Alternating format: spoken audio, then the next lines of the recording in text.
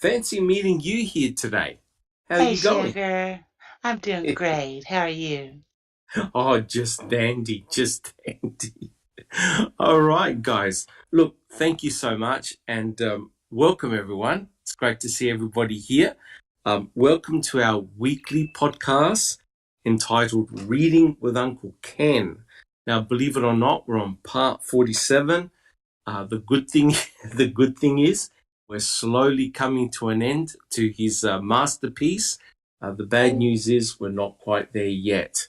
Now, for those of you guys, thank you so much for coming in chat. It's great to see you here. We're actually on chapter 15, entitled The Day the Circus Came to Town. And I'm Dr. Silkman from the Foul Play team. Now, guys, before we start, I'd like to ask Jack61 about some exciting new developments that we're doing in regards to our podcast and our streaming. Jack61, would you like to let everyone know what we're doing? Yes. Over the last few days, we've been testing out, we've been looking at some new software for streaming. We stream for, well, I guess since the beginning with OBS. But there's a new streaming software called Prism that we've been looking at and finally got a chance to test, and it allows us to stream to multiple platforms simultaneously. So today we're streaming to YouTube and Facebook. We hope to add Twitter, Instagram, and potentially even TikTok. That's going to come later. Yeah. So hopefully we're trying to do it. I mean, it's going to take a little bit more. There are certain ones that are built in because this is really geared for mainly gaming, but not entirely because, I guess the people that for Prism understand that it's more than just gaming these days. So yeah, it's really it's really excellent software. There's so much. It's like OBS that's really advanced for today's stuff because there's so much you can do with it. And the main thing that we really like about it, it's free. So fantastic. Now, Jack61, it's Prism, not prison. Is that correct? PRISM, Prism Live Studio. That's for our English as second language participants, right? Right. It's That's prison. Right. Yep. Beautiful. Yes, I honestly thought you guys were saying prison. All right. Yeah. Oh, look. Thank you so much, Jack61. That's awesome. So we're streaming live this morning on multiple platforms, and that's fantastic. And no matter what platform you're listening on, thank you so much for showing up and coming up. It's fantastic. As always, if you like what we do, please subscribe to our channel. Our numbers are steadily going up, and that's fantastic. If you like our podcast, please leave your DNA on the thumbs up button. That is very much appreciated. And turn on the notification bell so you don't miss out when the team does a presentation. That's fantastic. Well, look, guys, as you all know, we have a very extensive YouTube channel. There's a lot of very active members, and there you'll find different podcasts from various members looking at various topics. And I tell you what, there's a lot of things that are going on at the moment, and it's just incredible. And, we're trying to bring up the most up-to-date information and material that's happening around the planet. We're, of course, focusing on wrongful conviction cases. And I'm sure that our panel members later on will talk about what they've been doing and keeping everybody up to date. Well, look, guys, it's fantastic to be here, and it's great to see everyone in chat. Welcome. Now, apart from our YouTube channel, I believe we have one of the best websites out there, especially on the Stephen Avery and Brendan Dassey cases. We're very fortunate because a lot of people have worked very hard to obtain FOIAs and documents in other wrongful conviction cases. And you'll find all that information on our website, free for you to have a look at, download and read to keep yourself up to date with the material, and that's fantastic. Please, if you haven't checked our website, have a look. It's got a lot of great documentation. Plus, we've also got Euriza's interactive map.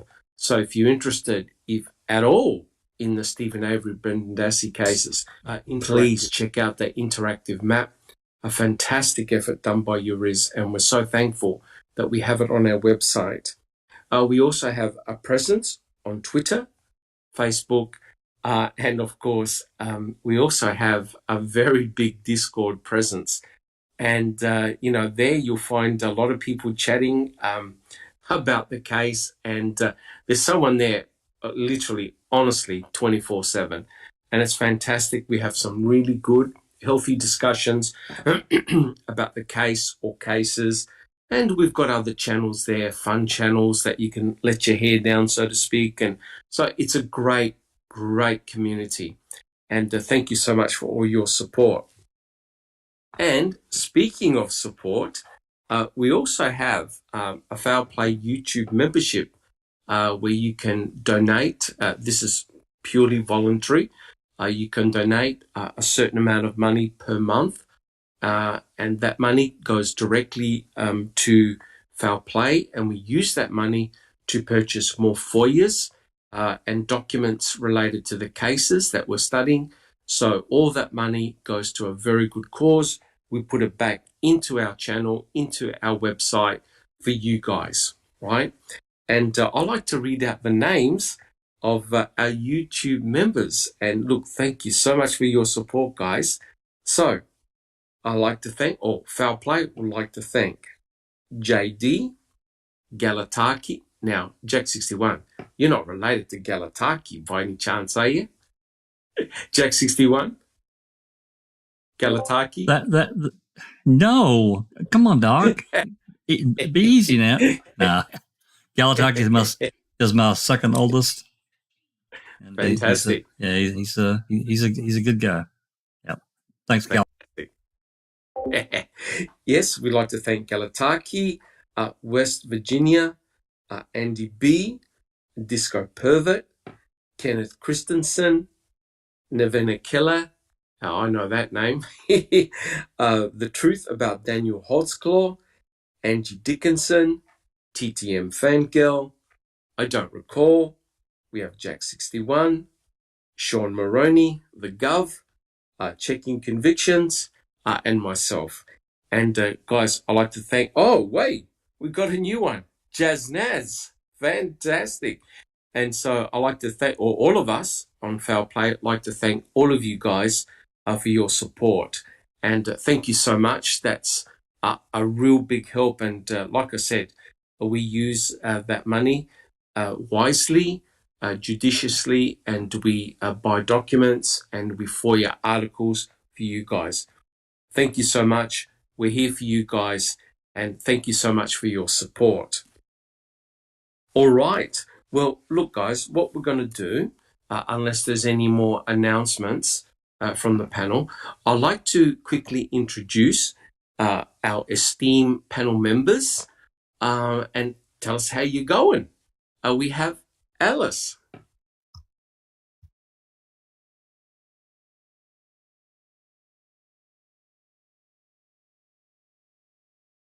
Oh, Alice, are you muted? Finally, hi everybody. Hi everyone in chat. Hi everyone on YouTube. I'm actually watching through the Facebook at the moment, just in case anybody pops in, so that there's somebody here on the Facebook side. So hello everybody in YouTube chat. I can see your names on the screen. I'm not actually in YouTube, so I'd just like to say hello to everyone who's there, and hello panel. Not been up to much talk.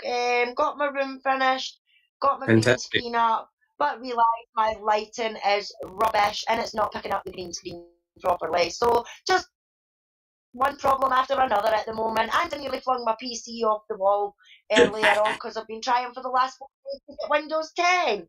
So, a busy, angry day for me today, but other than that, good to be here. Oh, excellent. Thank you so much, Alice. Next, we have Susan. Hey, everyone. Welcome, chatters. Welcome, Facebook. Welcome, YouTube. Everybody out there, thanks for coming. We appreciate your support. Thanks, Doc. Fantastic. Thank you so much, Susan. Next, we have Jack 61. Welcome and hello, everyone. Thanks for joining us. Doc, it's 4:14 p.m. in the afternoon. Yes. And we have a balmy -7 Celsius. Feels like -12. It's cloudy. It's not snowing right now here in Southwest Michigan. Oh my God. Send us a little sun. Oh my God. Thank you so much, Jack 61. Next, we have Just Rhonda. Hello and welcome, everyone. We are so excited to be able to share this new streaming platform with you guys. We've been having a lot of fun just playing with it and figuring it all out. And so we hope that it's a better viewer experience for everybody else. Fantastic. Thank you so much, Just Rhonda. And next, we have Neverly. Hello, Dr. Silkman. Hello, panel and our loyal supporters. It is 1:15 p.m. in Southern California, and it's 89 degrees along the coast. Jack, feel free to take 50% of that. I'm sending it your way. Excellent. There you go. And then we'll both be happy. Fantastic. Thank you so much, Neverly. You're welcome. Thank you. We have Sunshine Christina. Welcome. Everyone, and thank you, Dr. Silkman. It is 4:15 p.m. and 75 degrees in sunny Florida today. Boy. And after last week, I'm not going to be willing to share it because I need my sunshine. Fantastic. Thank you so much, Sunshine Christina. And next we have Zoe. Oh, it's my turn already. Yes, you, Zoe. Hi everyone. Nice to see you. It's 10:16 p.m. and it's 1 degree Celsius right now where I am. Oh my God. Unbelievable. Thank you. Thank you. 33 degrees in Fahrenheit. Yeah, something like maybe that. 34. Yeah. But it's not that bad. I'm inside, so all's good. Beautiful. Well, look, guys, thank you so much. It's great to have, we really are an international panel here, and it's fantastic that we all can come together for a common cause or causes. And we're all over the world, and it's great. My name is Dr. Silkman, and I'm from sunny Adelaide, South Australia. It's round about, at the moment, about 60 degrees Celsius, but it looks really lovely. Well, look, guys, welcome. It's great to see you here. And, look, we've got a comment in chat. This is from Cherie Lynn Pontillo. I'll read it out. I wonder if Dr. Silkman can pronounce my name correctly instead of saying it like that big-haired buffoon Cohane. Now, let's see if I can get this correct. Cherie Lynn Pontillo. Let's hope I haven't butchered your name there, Cherie. Let me know if I've read it out correctly. And look, we'd like to welcome Graham Moss, Katie Didit, Anthony D. There's Checking Convictions, Dark Side of the Moon. Who else we got? We got the Gov. Fantastic. And I apologize if I've missed anybody out. Hi, Cherie Lynn Pontillo says, thumbs up. Thank God. There's one thing you don't want to do, and that's upset a Sicilian. Trust me, you don't want to upset a Sicilian. We have TTM Fangirl. Okay, guys, let's start the podcast proper. Now, as you know, let's get serious here for a second. As you know, Mr. Kratz doesn't like Kathleen Zellner nor her experts, and he's written up several additional chapters to his book. We're on chapter 15 at the moment, So basically what he's trying to do is to debunk everything that Kathleen Zellner and her experts have found. And he subdivided his channel, and we're talking about the blood. Now, we're talking about the blood that's present in Teresa Hallbach's Toyota RAV4. Now, we know that the RAV4 was found on the Avery salvage yard on Saturday, November the 5th, 2005. It was found by Pam of God and her daughter, Nicole. And when they found the RAV4, she had the direct phone number to Sheriff Pagel, and she spoke with Sheriff Pagel, and I think it was Mark Wiegert, who had verified the VIN number on the RAV4.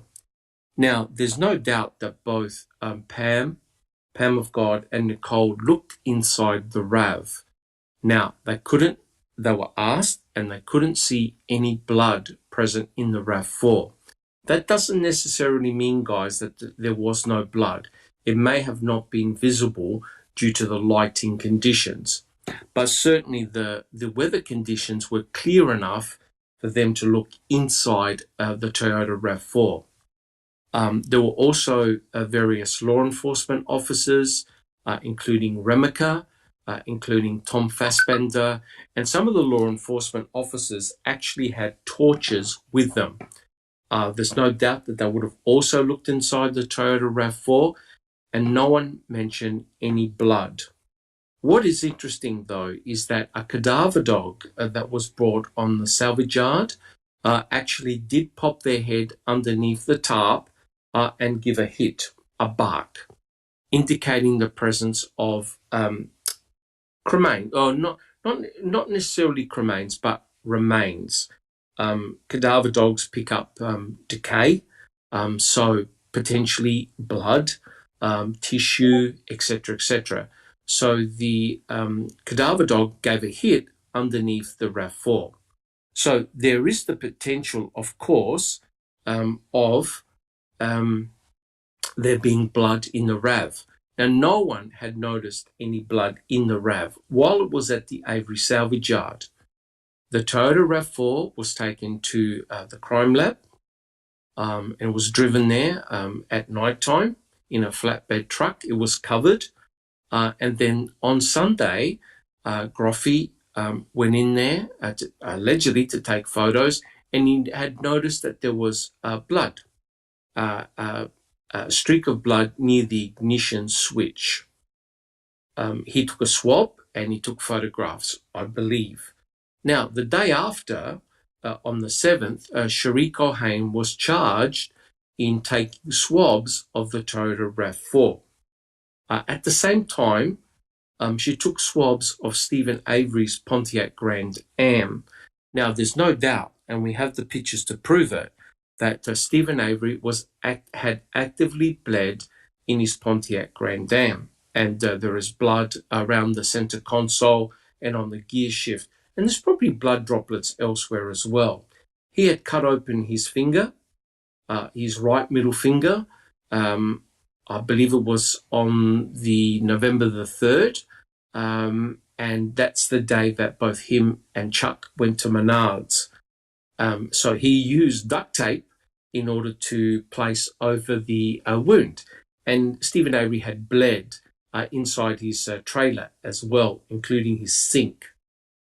Well, there's no doubt that the presence of the blood inside the Toyota RAV4 is, in my opinion, very, very suspicious. Cherie Cohane swabbed the blood, and there was also a blood crust on the floor of the Toyota RAV4. Cherie Cohane had swabbed all the samples, quite a lot of the samples in the Toyota RAV4, and she determined that the blood and the blood crust had come from Stephen Avery. Also in the Toyota RAV4, there was blood from Teresa Hallbach. The state had obtained the pap smear belonging to Teresa Hallbach from a hospital. This was obtained by Tom Fassbender. So Cherie Cohane was able to obtain a DNA standard for Teresa Halbach. They also, at some stage, obtained a DNA standard for Stephen Avery.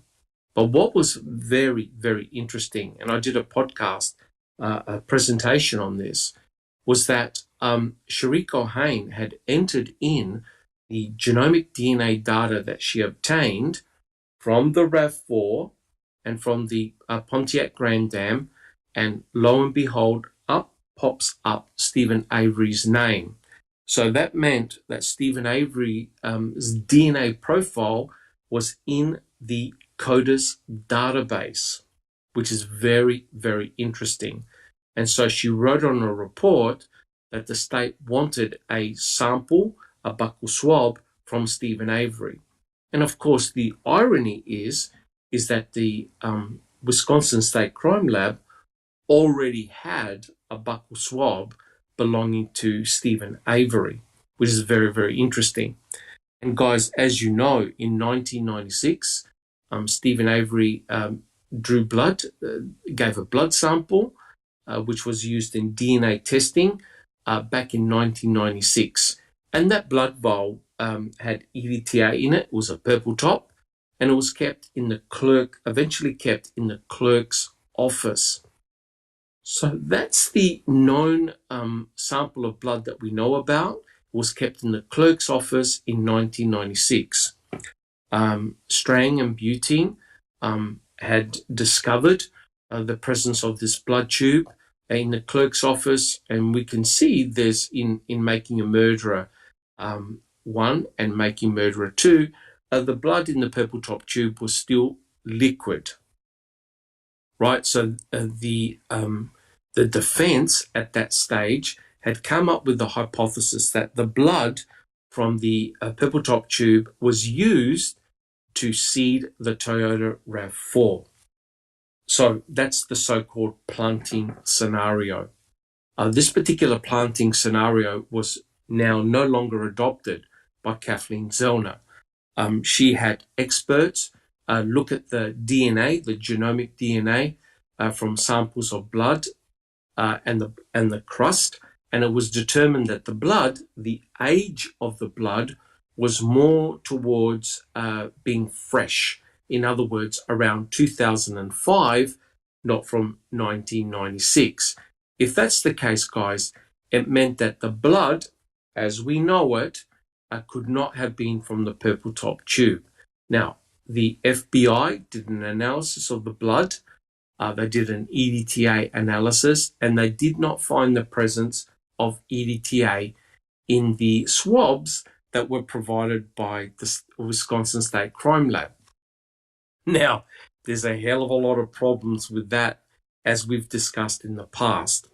So, here's the problem, guys. And, I also invite people in the panel for their comments as well. And that is, according to Shariko Hain, there are 6 spots, droplets of blood in the Toyota RAV4, including blood crust that belongs to Stephen Avery. Now, of course, Stephen Avery and his defense team have to explain what his blood is doing in the Toyota RAV4, which of course belongs to Teresa Halbach. Now, I'll say this, even if his blood is present in the Toyota RAV4, now remember, only Shariko Hain had tested that blood. I don't believe anyone else has proven that the blood belongs to Stephen Avery. Panel, does anyone know whether anyone else has checked that blood? Anyone on the panel know? Jack 61. I don't think so. Yeah. My understanding is that the analysis was all done by Shariko Hain, who did the swabbing of both the Toyota RAV4 as well as the Pontiac Grand Dam. So she controlled all the swabbing, and she controlled all the results. So it's a pity that an independent laboratory has not checked the blood, the original blood that's present in the RAV4. And guys, as we all know, unfortunately, the state hasn't handed over the Toyota RAV4 and probably never will, which is a real shame. So, Neverly, do you have a comment? Question, Dr. Silkman. Remember when Kratz famously said that there's going to be proof of pools of blood?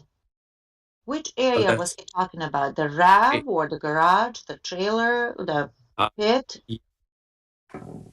I think, Neverly, my understanding is that Mr. Kratz was talking about pools of blood in the Toyota RAV4. Interesting, because whether it's a Toyota RAV4 or the trailer or the garage or the pit, I mean, we have only a few droplets in the car, but that's it. So I don't know. Well, maybe he was dreaming about the pools of blood, or maybe they have suppressed something. Yeah, I doubt it very much. If thank you, Neverly. I doubt it very much. If there were pools of blood, there would have been photographs, and it would have been shown in court, probably in newspapers. Look, guys, we've all done criminal cases, a lot of them, and we've seen a lot of documentaries, read a lot of books. You know that very violent crimes in which someone has been cut, shot, dismembered, there are huge amounts of blood everywhere. Just Rhonda, do you have a comment? From the chat in YouTube. Now we can differentiate. It's so exciting. I love it. Anyway, I digress. Bethany in the chat said, Uyghur very well could have taken the syringe piece that attached to where you put in the tubes to get blood. I mean, he was at the box with the growing swabs already. Yes. Now, my understanding is that Stephen Avery did not give another blood sample when he was arrested on November the 9th, Wednesday, the 9th of November 2005. My understanding is that he did not give another sample of blood. I could be wrong, but we've checked the original documents. He basically gave a buccal swab, right? And again, the irony here is that the Wisconsin State Crime Lab already had in their possession a swab known as Item W. And there's no doubt, in my opinion, that Cherie Cohane and the State Crime Lab, there were shenanigans going on. No question about that, especially when Stephen Avery was exonerated in 2003. There's some real weird stuff going on. So, did the Wisconsin State Crime Lab have the ability to, let's say, taint forensic evidence? Yes, they could have. They had Item W, which meant that they had a buccal swab. They could have easily had prepared genomic DNA from that buccal swab.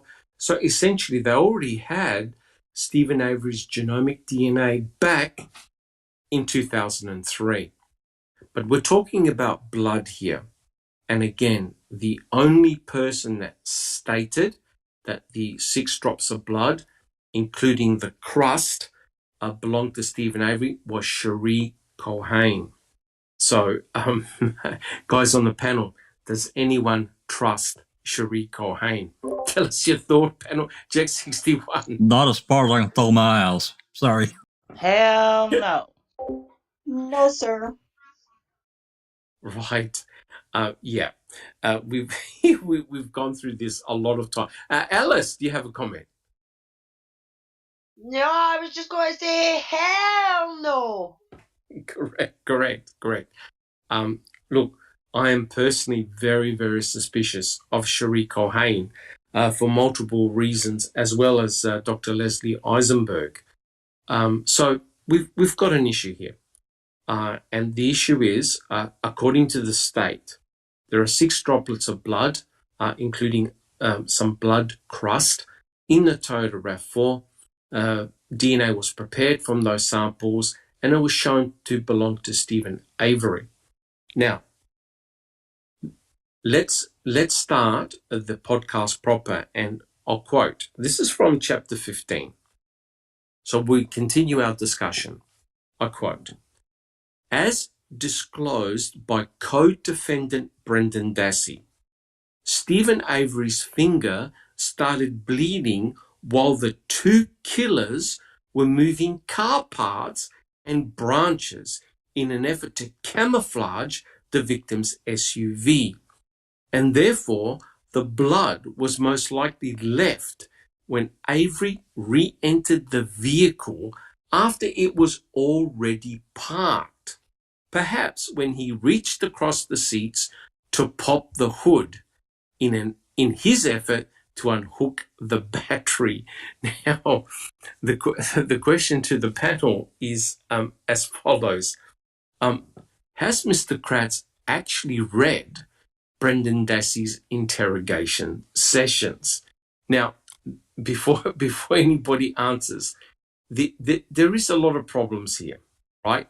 Now, as we know, when Stephen Avery bled in his Pontiac Grand Am, he had left droplets of blood near the center console and on the gear lever shift. There were probably other droplets of blood absolutely everywhere. There's a big problem. When you look at the Toyota RAV4, there are many spots that if you were driving the RAV4, you would actually leave your blood on it. Just Rhonda, do you have a comment? Comment from the chat from Bethany. She says, just a suggestion. Personally, I think she just made the DNA say Stephen Avery and didn't test anything. She already had his DNA and blood from 2001, and I completely agree with that. I've always felt like that. Yeah, look, I mean, people talk about that you need a huge amount of people for a conspiracy. You actually don't. You actually need someone in control of the forensic evidence. Jack 61. I personally feel like, I mean, of course, they had the approval of a lot of people around them that allowed certain events to take place and even to give support. However, the reality is it would really only take probably 4 or 5 people tops to pull this off, maximum. You could probably do it with 3. Correct. And what is interesting, of course, is that Cherie Cohen had and I've done a podcast on this. Cherie Cohen had a very long history with Stephen Avery, dating back to 1985. And remember, this was back in the days of Tom Kacerik. Susan, do you have a comment? Yeah, so if Stephen breaks open his cut while they're moving the car hood and the branches and all of that, and then he reaches in from the passenger door, I'm assuming is what he means, to unhook the hood latch. I think there would be blood on that. His belly is going to be on top of that CD case. Correct. I don't know where all that blood came from. It doesn't work, Kratz. I'm sorry. Correct. And the other thing, of course, why would he touch near the ignition if he's already parked the car? Right? But that's correct. But this is the important thing, right? This is an embedded confession if you haven't picked it up. Ken Kratz is acknowledging, oh dear, Stephen Avery could not have been driving the vehicle when he left the blood. And the mere fact that he's now saying, oh, no, that's right. He parked the car, then cut his finger while Brendan and Stephen were disguising the car with car parts. That's an incredible concession, and I'll tell you why in a second. Jack 61. And one more thing that I wanted to add in about blood drops that we always forget to talk about. We do sometimes, but there are photos of his Ford F-350, and there's blood all over that damn thing where he dripped it. Correct. That's 100% correct. But the other important point is that the blood had absorbed in the carpet, right? The fact that you're producing a crust is very, very interesting.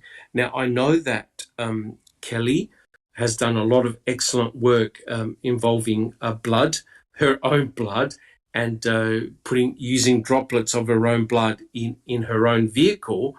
and other places and observing what happens to the blood. At one stage, I really would love to get Kelly on to explain her experimental results. The one that I'm particularly interested in is the formation of crusts, right? The blood crusts, because it was found, I think, on the ground near the central console. But the amazing thing was that in order to form a crust, the blood had dried and was not absorbed onto the carpet. And as Jack 61 said, if you have a look at Stephen Avery's, I think it was a black pickup truck, there are droplets of blood all over the place, but they've been absorbed in the carpet, as you would expect. Just Rhonda. Wanted to remind everyone, because it has been such a long time ago, the dried blood flakes on the carpet were the biggest issue that Eric Jose had in the blood and all of that with the RAV4. It really bothered him that just kind of got ignored, or there was no attention paid to that. That was a big issue for him. Correct, because you don't normally bleed blood flakes. That's for sure. But I wonder whether the state is arguing, maybe because Stephen Avery's finger had potentially had scabbed over, that part of that scab had fallen down, but it would have had a characteristic appearance to it, right? It wouldn't have been described as a scab. It would have looked very, very different. Susan, do you have a comment? Susan? Maybe he stopped while he's leaning in. And can you hear me? Yes. Hello? Yes. Do you hear me? Yes. Okay. Maybe Stephen stopped while he was leaning in and picked at his sore. And the thing is, Kratz completely avoids talking about those blood flakes, does he not?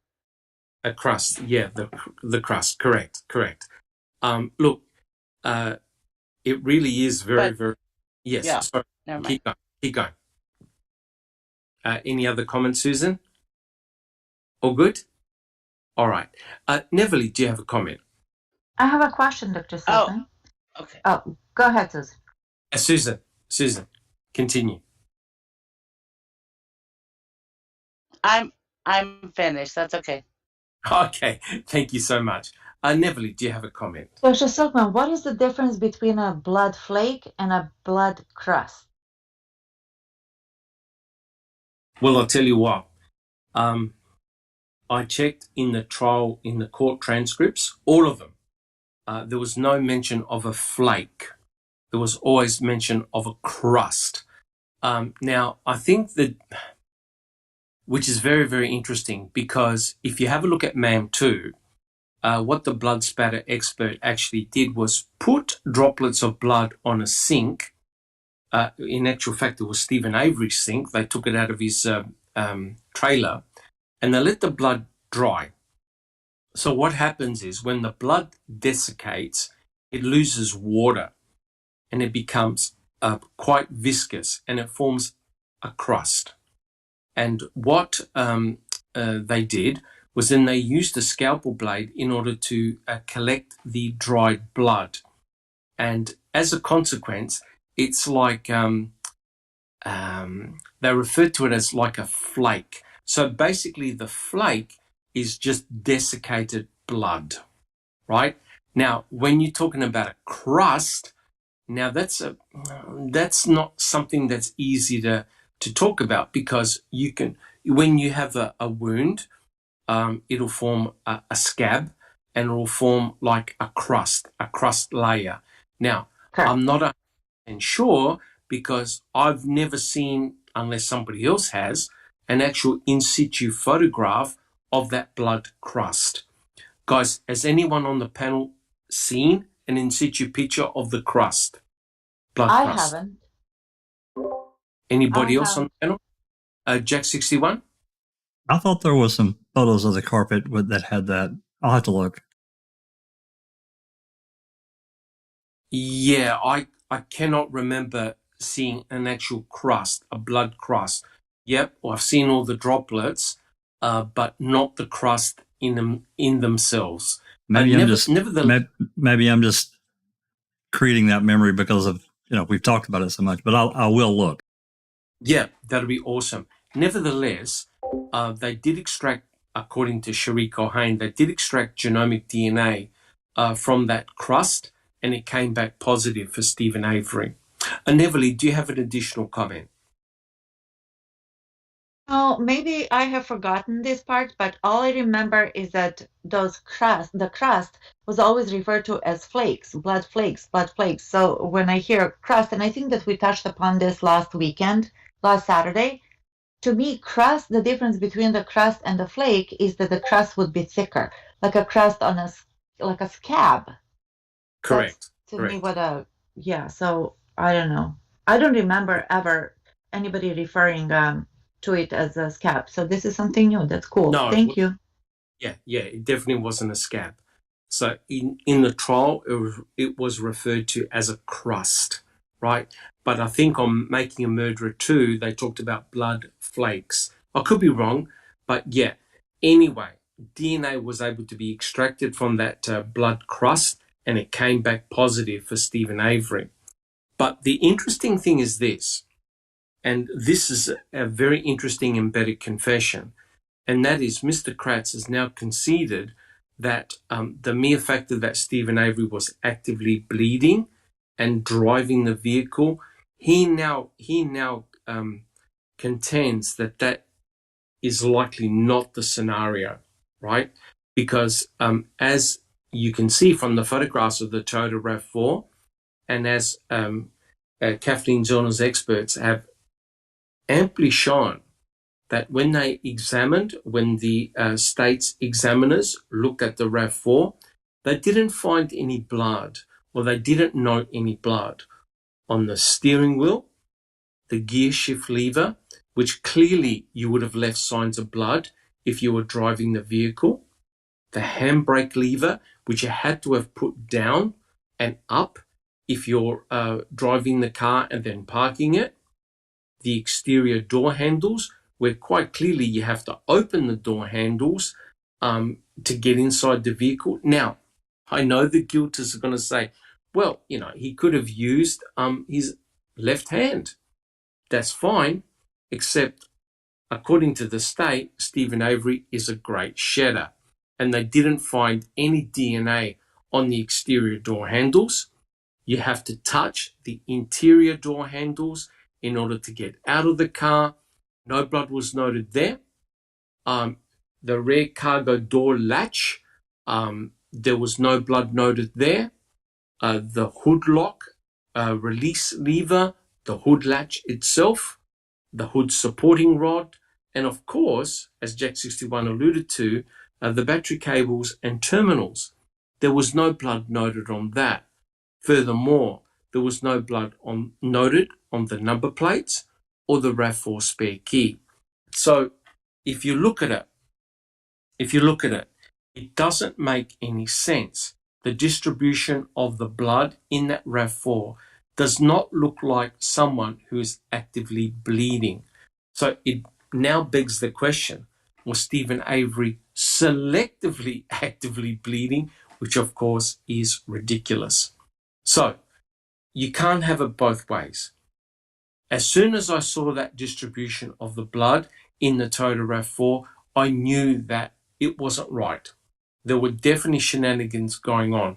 If you've ever cut yourself and you were actively bleeding from a finger, you know that you can't stop it, right? It constantly drips. You cannot control the flow of that blood. If Stephen Avery had cut himself on October the 31st and went inside that RAV4, like the state's saying he did, I would have expected to have found droplets of blood absolutely everywhere. That's not what you find. So guys, who actually agrees with Mr. Kratz? And the question is this: has Mr. Kratz actually read Brendan Dassey's interrogation sessions? Who would like to answer that one? Do you think he has? Jack 61. I don't think so, Doc. No, I don't think so. You don't think? No. No. But what about you, Alice? No, definitely not. Okay. Susan? Even if he has, he'll say anything. He'll make up anything. He doesn't care. Even if he's read them, he'll remember differently. Correct. Now, if Mr. Kratz has actually read Brendan Dassey's interrogations, and all of us have, right? We on the panel, we all have. And again, I did a presentation on this.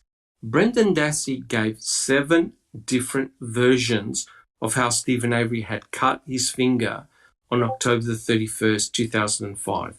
7 different versions, right? So now Mr. Kratz has acknowledged that if you're actively bleeding, you're not going to leave just 6 droplets of blood and a blood crust. You're going to leave blood absolutely everywhere. So now Mr. Kratz is contending, okay, maybe he had cut himself after parking the car. Neville, do you have a comment? Yes, I see Mr. Kratz is actively bleeding, and I raise him up to actively planting, because it sure looks like that. You should write a book there, Neville. Actively. I've gone crazy with dissecting this one. That's okay. That's 100% correct. It actually does, all jokes aside. It actually looks like someone someone went into the RAV4 and planted the blood there. Now, it's not easy to answer the question, okay, how did the blood get there? Where did they obtain Stephen Avery's blood? But I can go even deeper than that. Is that actually Stephen Avery's blood in the first place? And the reason for asking that is that we only have one person to say that that's Stephen Avery's blood, and that's Cherie Cohane. And what is of concern, and everyone on the panel and even in chat has discussed this before, Cherie Cohane had actually volunteered herself to take on the role as lead investigator. And of course, the immediate problem here, guys, is that Cherie Cohane, her evidence in 1985 was in large part responsible for putting Stephen behind bars, right? She did this ridiculous hair comparison in which you were saying, now, if I could recall correctly, that there was a hair on his shirt that resembled a hair from Penny Bernstein, right? And of course, such a hair type of comparison is completely ridiculous, and the FBI no longer uses hair comparison nor bite mark analysis, and nor it should. So her testimonial evidence in 1985 went a long way to putting Stephen Avery in prison. Lo and behold, in 2003, Cherie Cohane was involved in extracting DNA from that pubic hair. And I don't have to tell Sunshine Christina all about Gregory Allen, right? And so through the DNA analysis, Stephen Avery was exonerated. Well, 2 years later, in 2005, Cherie Cohane puts up her hand and she wants to be the lead DNA tech in this particular case. She volunteered. No one had actually asked her. She actually volunteered to be the lead tech. The concerning thing here, guys, is that a lot of people, including Mr. Kratz, who had emailed Cherie Cohane and said, oh, it was you that did the exoneration test. So think about it, guys. Cherie Cohane did the analysis that led to Stephen Avery's exoneration. After Stephen Avery's exoneration, his legal team did a $36 million civil suit, right? And so potentially could have embarrassed the MTSO, Kaseric, Vogel. And guys, don't forget, the spotlight would have been on the Wisconsin State Crime Lab. And if Cherie Cohane has done all these cases in which there are shenanigans going on, potentially we can see multi-lawsuits happening. So, I'm going to ask the panel, did Cherie Cohane had a potential motive in order to frame Stephen Avery? Guys, yes or no? Would Cherie Cohane have a motive? Neverly. I believe she would. And I also think that Cherie Cohane would have a directive to do that. Oh, well, yes, actually, we do know that because Tom Fassbender asked her to in that phase. And I cannot believe that Cherie Cohane actually wrote it down on a piece of paper. And it was I think that it wasn't her. It was the secretary or somebody who took the call and gave it to her. That's a possibility. That's a possibility. And that's remarkable that that piece of paper exists. But then again, it could well be insurance that if she's thrown under the bus, she can easily point her fingers to the lead investigator, Tom Fassbender, right? So it could well be a piece of insurance. So does anyone else on the panel think that Cherie Cohane had a potential motive to frame Stephen Avery? Jack 61. Absolutely. And she had a directive. She had a directive directly from Fassbender that, yeah, we've had that argument, well, not argument, but that talk before about how any law enforcement officer, I don't care if he's state or local or whatever, can have any kind of access to the lab that's doing the test, any kind of testing. It's complete. It's rubbish. Correct. And look, the big issue here, guys, is that you've got one lab tech, Cherie Cohane, who had a very long history with Stephen Avery, dating back to 1985. She nominated herself to be the lead tech. But here's the disturbing thing, guys. She worked on the victim's vehicle and also on the potential suspect's vehicle, essentially at the same time.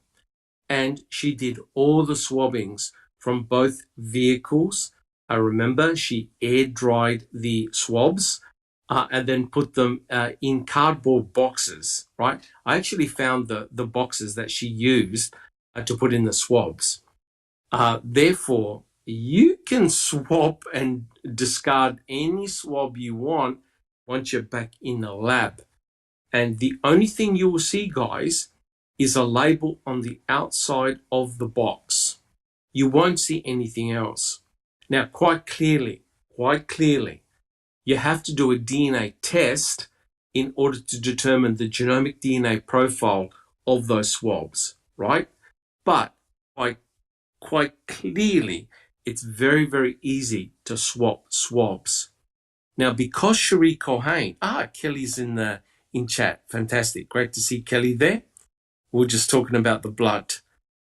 So if you swap swabs and you say, no, these swabs that actually come from the Grand Dam, that originally came from the Grand Dam, but you're now saying that they came from the Toyota RAV4, is anyone going to know?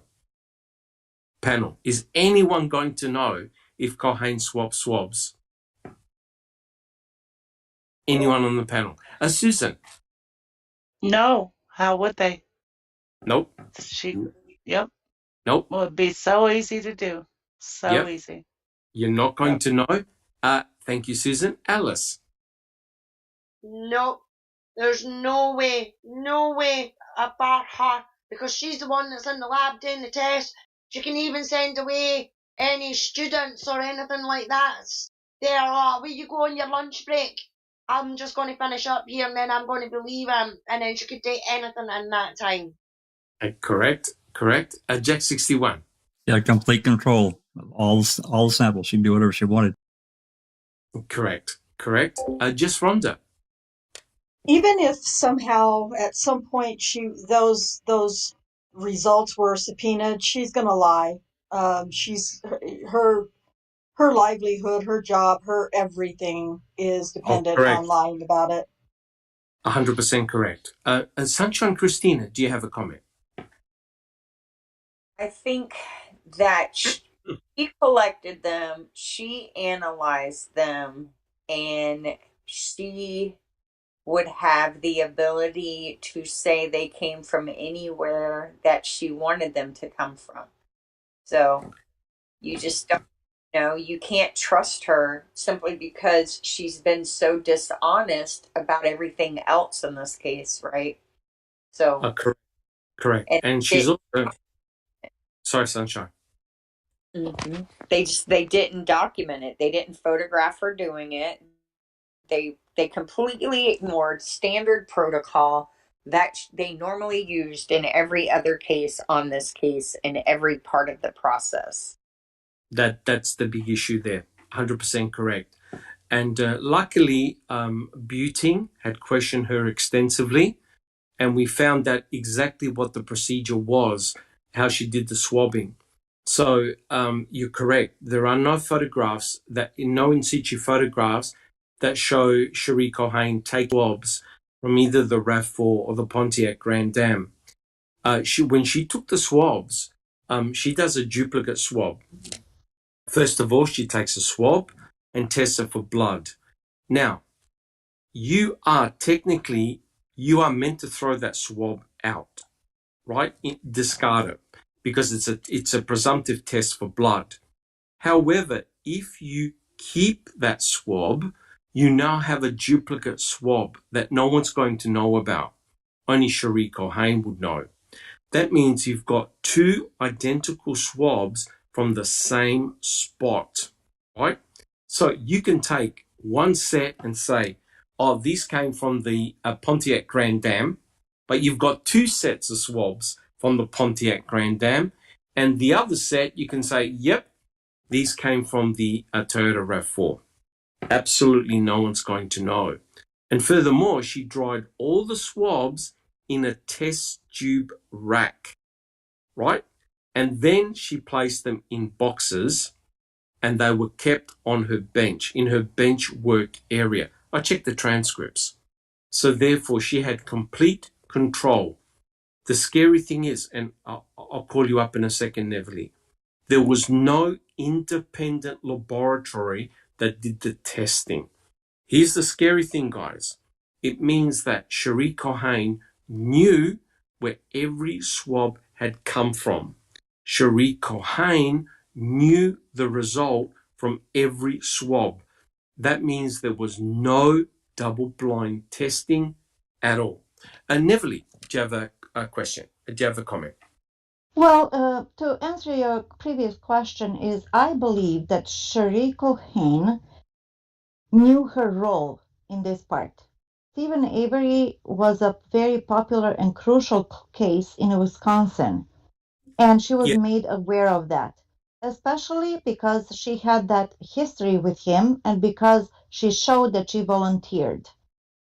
She was not working just on Stephen's case.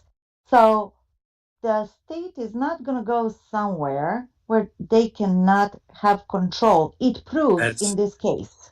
You know what I mean? So she is a game player, and they know that, and they need to count on that. Just like any expert, they're not going to go to an expert who's going to oppose to what they're thinking and their theory. That's what I believe. I could be wrong, but that's my opinion. No, correct. Remember, she's working for the state, right? Mm-hmm. She's from the state crime lab, right? Under the authority of Brad Schimmel, the Attorney General. Who, I'm not sure whether he was the Attorney General at that time, but it's under the same umbrella, under the same branch. Now, I'm telling you right now, the state had one opportunity and only one opportunity to nail Stephen Avery, and that was to control everything, right? Control all the swabbing, control all the results, and have a look at what they're doing now, guys. They're still controlling the evidence, right? And Neverly, do you have another comment? Oh, I like what you said. They had one shot to nail Stephen, and they ran with it. That's all. Correct. And so they wanted to ensure that Stephen Avery could not escape this rap, right? They had obviously learnt their lesson from 1985, in which just one pubic hair was enough to exonerate Stephen Avery. I'm absolutely sure that they wanted to nail Stephen Avery again using DNA, so therefore there was no question in anyone's mind that it was actually Stephen Avery, right? The power of DNA. Neverly, do you have a comment? Well, somebody in the chat said it's really not fair blaming the state lab tech. She had a good reputation. There's no reason why she would all of a sudden become evil. I tend to disagree with this person who said that, because she actually has a reputation of the most mistakes made. That's correct. That's correct. And who said that Sherry Cohen is evil? She's doing it for a noble cause, not for evil to help cause. the state. Yeah. Oh, absolutely. I mean, the thing is that when Sherry Cohen had extracted the DNA from the pubic hair, she actually did the test twice, right, to confirm the result, right, twice. Alice, do you have a comment? Yeah, as I've said for the beginning, Doc, and you all know it, that was why they used blood and they planted it, because DNA got Stephen off the first time. So they were determined that there was no way that DNA was going to get him off a second time.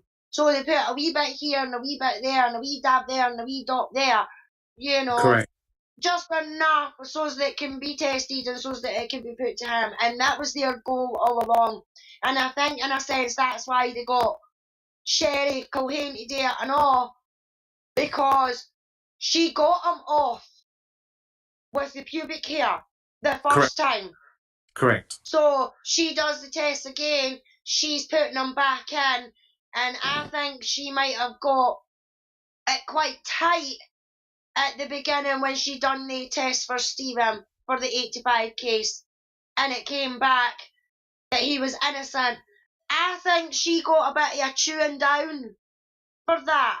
You know what I mean? Now it could be your fault that he's getting out of jail. So she kind of owed them a favour, didn't she? So this could be where her swapping out, put her in the garage and things like that, come in, don't forget you're due us a favour, you were the one that got him off the last time. That's just my opinion, and that's how I kind of think along it, Doc. But I've always said they got him with DNA this time because they were adamant he wasn't getting away with it. Yep, correct. Now, guilters have got to understand one thing, right? Remember, Stephen Avery in 1985 went in front of a judge and a jury, okay? Stephen Avery had, I believe at the time, 16 material witnesses that basically testified where Stephen was throughout the entire day. 16 material witnesses. Now, what was the forensic evidence against Stephen Avery that he had attacked Penny Bernstein? There were two critical pieces of forensic evidence. One was the hair analysis that was done by Sherry Cohen, right? That the hair looked very, very similar to a hair belonging, I believe, to Penny Bernstein that was present on Stephen Avery's shirt. So hence, how on earth is Stephen Avery going to explain what her hair is doing on his shirt if he had never been in at the beach at that time? And secondly, and most powerfully, and that is eyewitness identification, and that Penny Bernstein was able to point a finger directly at Stephen Avery as her attacker. Now, guys, we're not going to, I promise, we're not going to divulge into the 1985 case too much.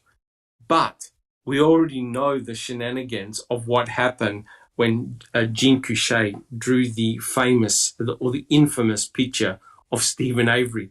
That looked exactly like his arrest photo, right? His hair was exactly like his arrest photo when he was arrested previously for his second cousin, right? And so there's no doubt in anyone's mind, if you look at it openly, that Jean Couchet had simply copied the picture, right, of Stephen Avery, and Penny Bernstein had become convinced that it was Stephen Avery who attacked her. Okay, here's the important point that guilters have got to understand. So despite Stephen Avery having 16 alibi witnesses basically stating where he was the entire day, the state refused to believe any of his alibi witnesses because, as Kucerik has quoted, or because their family, they're going to lie for him. Stephen Avery was not even permitted to phone his wife or anybody. Kucerik prevented him from even making a phone call. And the reason why is that Kucerik didn't want Stephen Avery to establish an alibi, right? So despite all of that, the state even got, I think, one or two people to do the route by car for timing wise. And the vehicle had to travel, I think, 10 or 15 miles an hour above the speed limit just to make it to the location. And the state never took into account the fact that Stephen had to pick up his 5 kids, had to go to a certain place, nothing. So therefore, Stephen Avery was convicted and charged for the brutal sexual assault of Penny Bernstein and sentenced for 32 years in prison. Well, the mere fact that he was exonerated and the pubic hair proved that it wasn't Stephen meant that the state, the DA, the judge, and the jury fucked it up. Absolutely fucked it up. So therefore, how can you possibly think that anything in the 2005 case is above board and that Cherie Cohen would not dabble in the interests of the state? Think about it. If Stephen Avery was successful in his prosecution, in his civil suit case, would Cherie Cohen have had a job in the Wisconsin State Crime Lab? Does anyone in the chat in the panel want to comment? None of them would have had a job. No, that's correct. That's correct. 100% correct. The entire state would have been on notice. The Wisconsin State Crime Lab would have been on notice to think, okay, if this occurred, what other cases have been screwed up? Jack 61, did you have a comment? Oh, you all covered it. They would have been scrambling big time. Correct. And remember what Jerome Buting, he wanted an investigation of the Wisconsin State Crime Lab because he was very concerned with the way that laboratory techs were doing their business, including, and no names mentioned, someone was sanctioned for being intoxicated at the time of Stephen Avery's case. Intoxicated. So could you imagine if you're stuffing up tubes and samples and getting wrong results? So yeah, the entire state crime lab would have been under the microscope. Sunshine Christina. Or more importantly, what if they could prove they were dry labbing, not even testing the evidence, just writing it out like they were?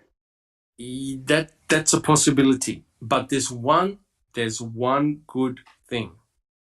Whenever you run a sample for a DNA, it's on the computer, right? It's registered in the computer.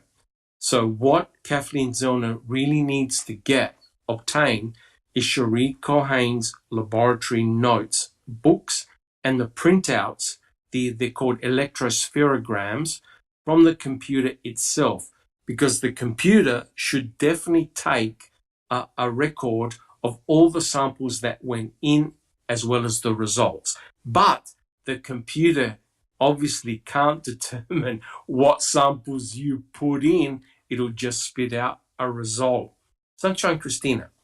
I was just thinking of those cases or those labs where we've seen that they used dry labbing. I mean, there was the one lady who had the Correct. drug addiction who Correct. had dry lab thousands of cases.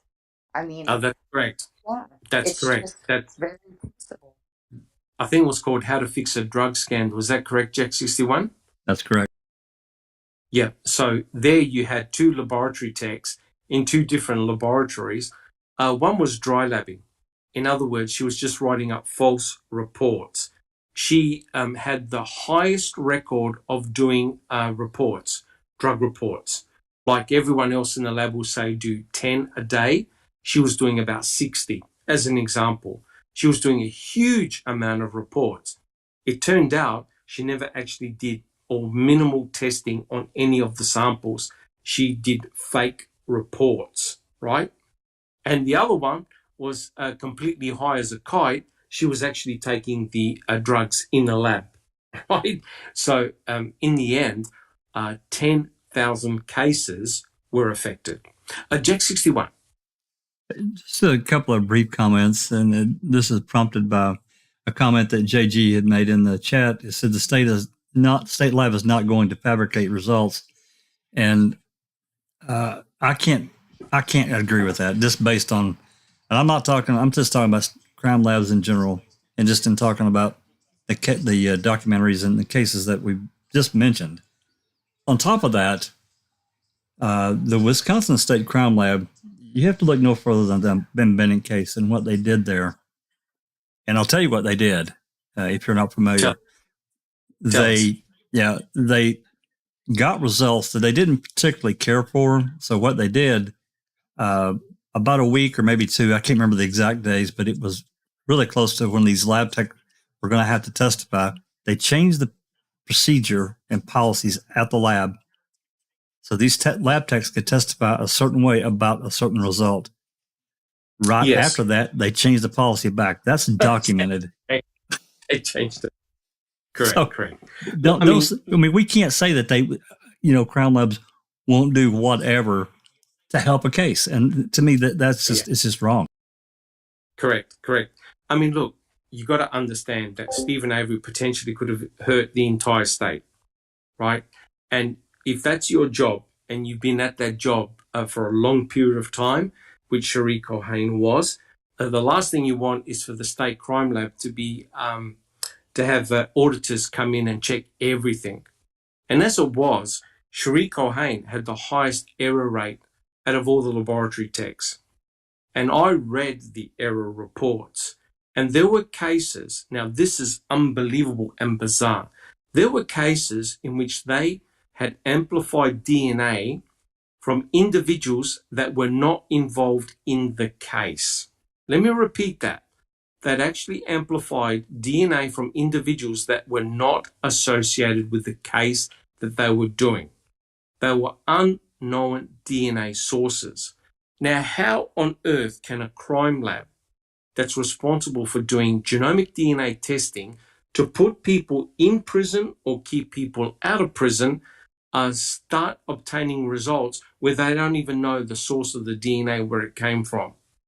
To me, it indicates that there's a severe problem in the laboratory. Jack 61. Yeah, why would they do that? I mean, I'm not a scientist by any means or lab tech, but I don't understand what the hell they're doing.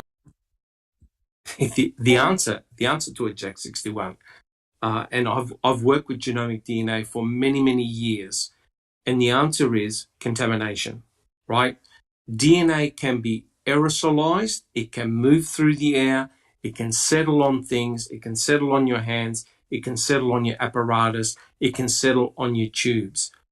And that's exactly why you do DNA controls. And I'm not gonna rave about IDMFL because we're talking about blood, but that's precisely, if you've worked in laboratory, that's why you do controls, right? So did Cherie Cohane have a motive in order to frame Stephen Avery? Absolutely she did, right? Absolutely. Her exoneration put Stephen Avery on the course of a civil suit. Now, we can talk about all day about Cherie Cohane. The important thing is this, guys. the Wisconsin State Crime Lab and the state itself need to be criticized for the way they did the investigation. I'm sorry, but they need to be sanctioned and criticized. Why? Because you've had individuals that have had a long history and association with Stephen Avery, dating back from 1985. All the samples should have been swabs by an independent laboratory. No one from the Wisconsin State Crime Lab, and certainly not Cherie Cohane, should have been anywhere near the forensic evidence. Guys, on the panel, do you agree with what I just said? Am I being too harsh? No, 100%, Doc. No, 100%. 100%. Correct. Completely 100%. Doc, can I quickly say a quick sorry to TJ in the chat. My laptop is lagging a wee bit, and I went to do something else, and I've accidentally timed him out for 300 seconds, and it was a complete accident. It wasn't meant, and I do apologise profusely. Right. Thank you, Alice. Yes, our good friend JG Hort 87. I've had a lot of good conversations with him, and we'll welcome him back when he comes back in. Oh, wait a minute. There you go. He's back in. Neville, do you have a comment? Dr. Silkman. What's frustrating is they made such a big deal of Calumet taking over the investigation and not Manitowoc because of the prior history and of the conflict of interest. Well, wouldn't you think that was the same would apply with the state lab when you have this Cherie Cohane who put him in the jail, then exonerated him, mind you, after a year, sitting on the test for a year. And then volunteering to do this. So I'm sorry, guys, but this is just not good practice. You're tooting your horn, basically. You're just talking the talk, but you're not walking the walk because we know what happened. Who found all the evidence? Manitowoc did. Correct. Right? Correct. Who found blood on item FL? Cherie Cohane did. Yeah. Correct. Well, she found Teresa Horbach's DNA on item FL. She never spotted any blood on item FL. But you're correct. I'm sorry. Yes, I misspoke. Yeah. I meant the DNA. Yeah. Yes. No problems at all. Sunshine Christina. I just want to clarify. She found her DNA on a bullet fragment that was shot through wood and not a human being either. That's correct. But let's don't go to item FL because then I'll go on a huge 2-hour rant. Jack 61. One final comment for the item FL and the key. Remember the phone call Pagel was talking about all this blood they found on the key and blah blah blah and. Correct. Wasn't true. No, it wasn't true. But the important thing is to give the impression, as Neville stated, Mr. Kratz talked about pools of blood in the Toyota RAV4. There wasn't. Now, I estimated that the blood that was pertained to Stephen Avery was under a milliliter of blood. In fact, you could go as low as around about 600 microliters. That's around about 0.5 ml of blood. That's all that was required. And I'll tell you right now, if you are actively bleeding from a cut, you're going to definitely bleed mils of blood unless you attend to that wound. You're going to leave milliliters of blood, not just those 6 droplets, right? So at the end of the day, if you didn't want any form of criticism, and let me tell you right now, Buting absolutely grilled Cohane in court. If you didn't want any form of criticism, don't get involved. Do not get involved.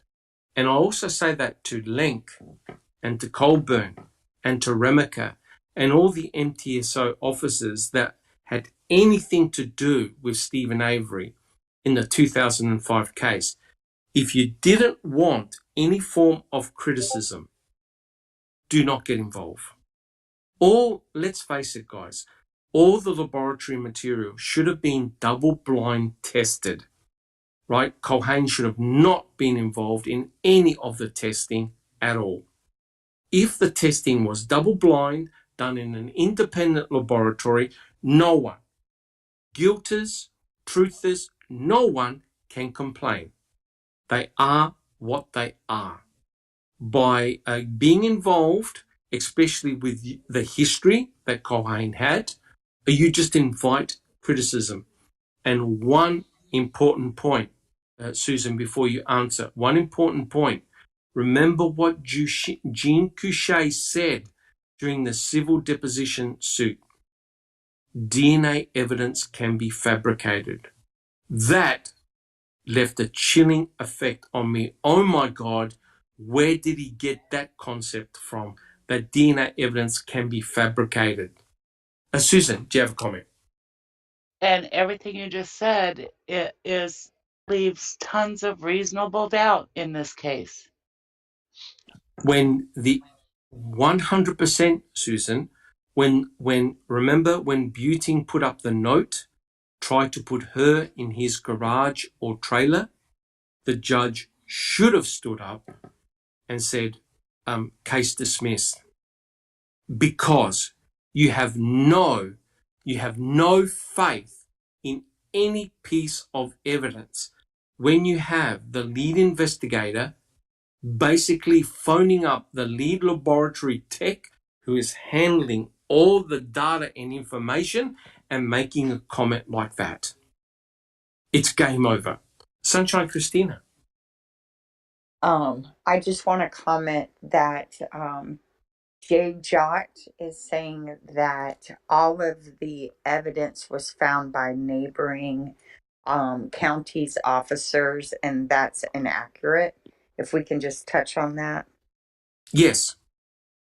What can you repeat that comment again, please? Let me see if I can read it. He says that all of the evidence was found by people in, hold on, I lost it. By people, officers from neighboring counties. And that's not accurate. Manitowoc can be tied to every single piece of evidence found. The issue is they didn't write reports about their activities. So it looks like they weren't, but in reality... That's exactly right. That's correct. That's correct. I mean, look, if the MTSO was really meant to be there to supply equipment and hot dogs, what the hell are they doing on Stephen Avery's property? And what the hell is Lincoln Colburn ruffling through Stephen Avery's bedroom? Right? You can't have it both ways. And it was Lincoln Colburn that had found the key. Kucharski didn't find the key. He was sitting on the bed taking notes. So therefore, you've got an important piece of forensic evidence, the key that allegedly belonged to the victim, found in Stephen Avery's bedroom after I think about 7 searches. And the key only had Stephen Avery's genomic DNA on it. And furthermore, our favorite lab tech used up all the genomic DNA, wait for it, on the key and on the bullet. Fancy that. The key nor the bullet can be retested again. Sunshine Christina. Did you have a comment, Sunshine Christina? Oh, sorry, I forgot to unmute again. Okay. I also just want to mention again that you have Kratz and Poggle intentionally misleading the public by stating that Manitowoc County was kept hands off in the investigation, or at arm's length, I should say, in the investigation. Yet they knew at the time they were making those statements that Manitowoc County was involved in everything. So it was an intentional, deceptive investigation from the beginning. Correct. And don't forget, Mike Bushman was called out of semi-retirement to do a search. And of course, he was one of the searches at Cuss Road, and he was from the MTSO. So the MTSO had their fingers absolutely everywhere, right? Absolutely everywhere. Jack 61. And what did Crust do the morning of November 9th? He excused them from the property. Correct. All right, guys. Well, look, let's get back on track here because we're talking about the blood in the RAV. All right. So it's quite clear that Brendan Dassey gave 7 different versions of how Stephen had cut his finger, right? 7 different versions. So now Mr. Kratz is alluding to the fact that, okay, he's conceding that you don't have blood in all the different places one would expect if you're actively bleeding and driving the vehicle. He's now stating, oh, well, maybe he cut his finger after parking the RAV4. But the problem is, no one found Stephen Avery's blood outside of the RAV4. No one found Stephen Avery's blood on the hood or surrounding branches, on the ground, nowhere. Now, before you say, oh yeah, but it rained, well, they did discover blood in the quarry, item CX, right? A solid source of blood, and it gave a solid source of DNA from a male, right, in the quarry. So, it looks highly, highly suspicious of the distribution of the blood in the Toyota RAV4. All right, guys, shall we continue with question number 2? We're all good? Okay, I'll quote. Number 2? Yeah, we're great. This is awesome. We actually made it to question number 2. I quote, 6 blood stains were deposited from an actively bleeding cut on the right hand of Stephen Avery. No clotting had yet occurred. No EDTA was present in the recovered blood. And even if somebody could plant blood stains to set up Stephen Avery, there is no evidence, not one shred, of how, when, or why that might have happened or who might have done it. So the question is this to the panel: how, when, or why would someone plant Stephen Avery's blood inside Teresa's RAV4? So guys, why put Stephen Avery's blood inside the RAV4? Jack 61. That's the easiest way to connect Stephen to Teresa. Teresa's missing. They found her bones. That math is really easy to do. And the why is easy. Well, there's a couple of reasons, actually. First was to keep Kasorik and Vogel from giving depositions and kill the civil suit, which they did. They killed it. Correct. And then to re-jail Avery so he couldn't, continue to pursue that avenue. He had to go one way or the other. So that means, that's a really easy connection for them to make. And it was all done off property. We didn't get to see inside the RAB before they hauled it away. So wait, Jack 61, are you trying to tell me that the MTSO and the state of Wisconsin had a motive to frame and really? I think they did, Doc. Well, that's a surprise right there. That's a shocker. Thank you, Jack 61. Sunshine Christina. I think so. The RAV wasn't found at Stephen Avery's property. So it was found, just across the land boundary, on the Avery salvage yard property.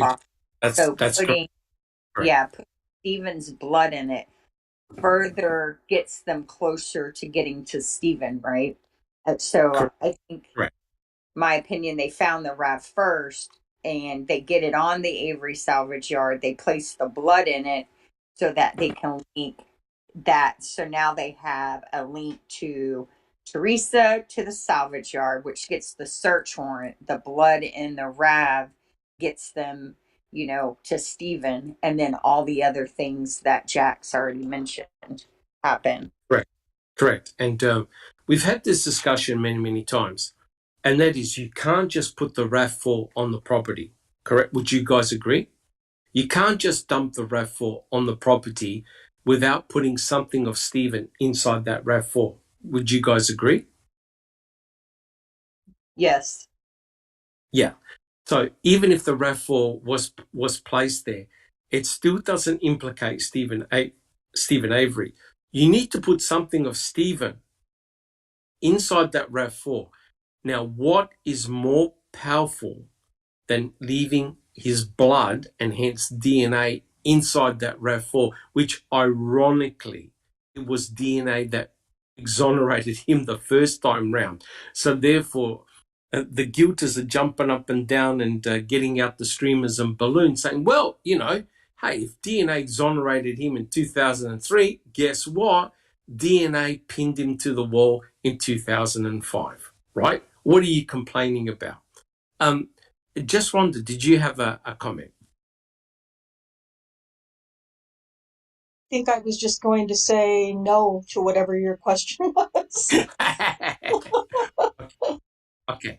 So quite clearly, you need to have an item belonging to the victim, Teresa Horbach, the Toyota RAV4. You need the genuine Toyota RAV4 belonging to the victim, and you need some type of item belonging to Stephen Avery in the Toyota RAV4 on the Avery salvage yard. And that's exactly what was found on November the 5th. Jack 61. Don't want to take us off track. This is just a comment to, go along. And I know everybody knows this. But the problem, one of the biggest problems is the key. The key being found on the 8th. Not only the key, the circumstances in which it was found were so bad that Kratz says to the jury, hey, can't we just set that key aside? After presenting all this to the jury. So when you question one piece of evidence, he knew. I mean, he's not stupid. He would have never done that otherwise. So correct. That questions everything in my mind. Correct. And when you think about it, it was a very risky strategy to introduce the key. It really, really was, because you've got a lot of problems with the key, right? Let's go through them. You've got 2 MTSO officers who never should have been in there in the first place, right? Lenk and Colburn. 2, they had searched the property inside the trailer, Stephen Avery's trailer, I think up to 6 or 7 times already, and nothing was found. Now, this is a tiny, small bedroom in which I think the accumulatory hours in there was over 3 hours of searching that place, right? Thirdly, Kaczarski wasn't watching them all the time, and Kaczarski even admitted that it was possible to plant that key, right? That's another problem. The other problem is that only Stephen's DNA was present on the key, right? Nothing pertaining to Teresa Horbach was found on that key, which is rather odd because apparently she had used that key for several years. And that's why using the MVAC system now would be very interesting to see if any other genomic DNA profiles can be extracted from that key. Just Rhonda, do you have a comment? Yes, Dr. Silkman. A comment from Graham Moss in the chat says, Dr. Silkman, the blood found in the query, is it possible it's the same found on the back door of the RAV4? Yeah, that's an excellent question. And the answer is, well, we don't know, because the blood that was found in the quarry is item CX. Now, that gave a very strong DNA profile, and it belongs to a male, an unknown male. It's not an Avery, it's not a Dassey, it's an unknown male. Now, that blood, item CX, was in the same vicinities where they found human remains. Not exactly in the same spot, but in the same area. So we have human male blood that was present, found in a quarry. No one knows who it belongs to. My understanding is it has never been run through CODIS, right? The database, the DNA database. Otherwise, we would have known by now, right? Furthermore, A23 which is in the blood on the back door of the Toyota RAV4, Cherie Cohen only obtained a partial profile from it. And she said it didn't belong to Stephen Avery. So hence, we've got two blood samples, one directly on the Toyota RAV4 A23, which has not been re-extracted and potentially could belong to the actual killer. So, yes, there was someone who was actively bleeding, who had left their blood on the very door that you have to open in order to put the victim inside her own vehicle. We do not know who A23 belongs to. We only have a partial profile. We don't know who CX belongs to. Neither CX or A23 has been run through CODIS. Guys, I wish I could give you more, but that's it. We do not know. That's an excellent question, but we do not know. Guys, any other comments? So, how, when, and why would someone plant the blood inside the RAV4? Any other comments? Jack 61. I think the how is, as we discussed before, Cherie Cohen and the Wisconsin Crime Lab had control of everything. So that's it. That's simple to me. Correct. Look, guys, you got to understand everything went through Cherie Cohen. The swabbing, the analysis, the reports, and she appeared in court. Not her supervisor. So the laboratory tech that did all the results, she presented everything in court, not her immediate laboratory supervisor, Marie Variali. Cherie Cohen represented herself. Jack 61. That's another thing, is the deviation. I have a real problem with that because it came in basically under the radar unsigned. I think her supervisor told her to fuck off. She wasn't signing it. That's correct. The deviation request form for item FL was never signed by her immediate supervisor. That's a legal requirement, guys, right? It's like you saying, hey, look, I'm going to take 2 months off work, but I'm not going to get my supervisor to sign it. I'm just going to take off 2 months of work and hopefully nobody says anything. That's why you have procedures in place in order to make sure that everything is legal, especially in a criminal trial. Sunshine Christina.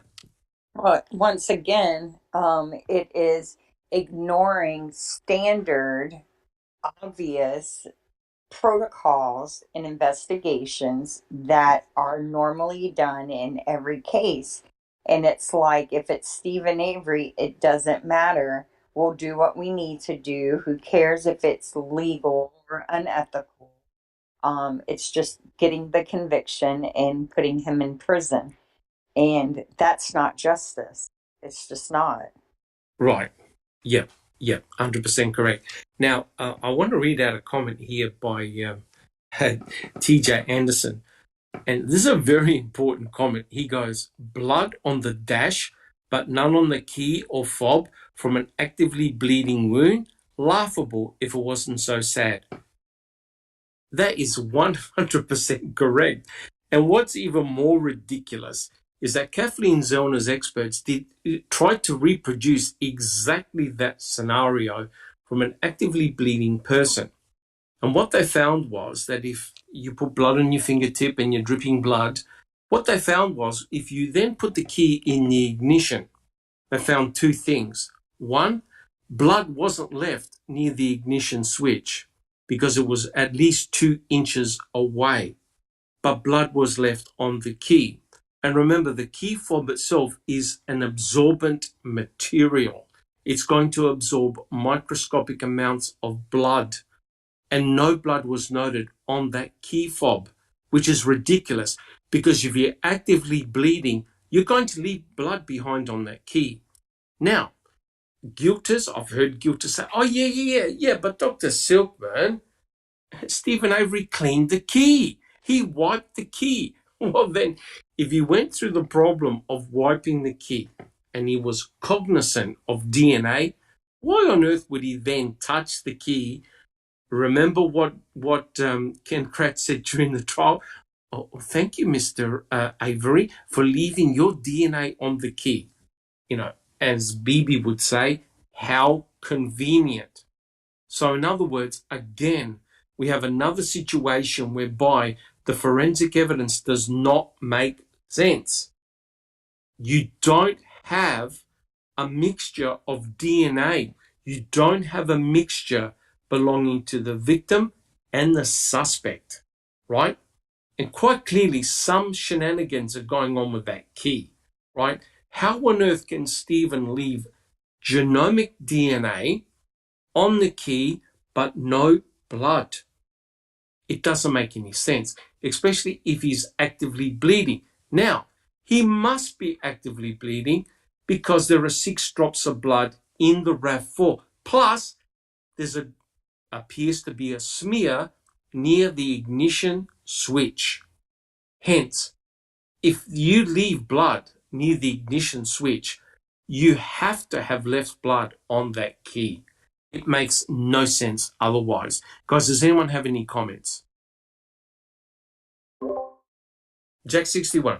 I completely agree with everything you just said. Everything. Yeah, it's like I said, when I looked at the forensic evidence, I was actually, I don't know if I was laughing or crying. It looked so bad. It looked so planted. It didn't make any sense.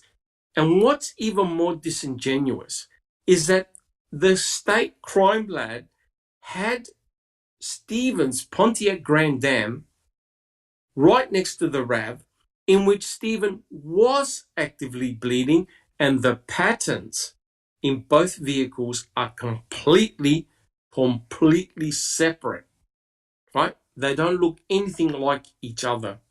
That, to me, is a red flag right there. All right, guys. Do we have any questions from chat? Oh, James has just become a member. Well, and he's a foul play lover. Thank you so much, James. Much appreciated. Do we have any questions from chat, guys? Just Rhonda. Yeah, sorry, Dr. Silkman, thank you. Chair yoga for the ageless. Sorry, I had to look at that for a minute because I'm part of the ageless. Chair yoga for the ageless says they needed the key so they could draw attention to the fact that the car was locked so no one could plant anything in the car. Why would Stephen Avery lock the car? Correct. That's a very, very good question. And in actual fact, Stephen Avery doesn't need a key. Right? He doesn't need a key. One thing is that if you're going to put a car in a crusher, you actually need an end loader. You can't drive the car in the crusher. So at some point, you need an end loader, right? And it's pretty obvious that most of the cars in the junkyard, they're in pretty bad condition, right?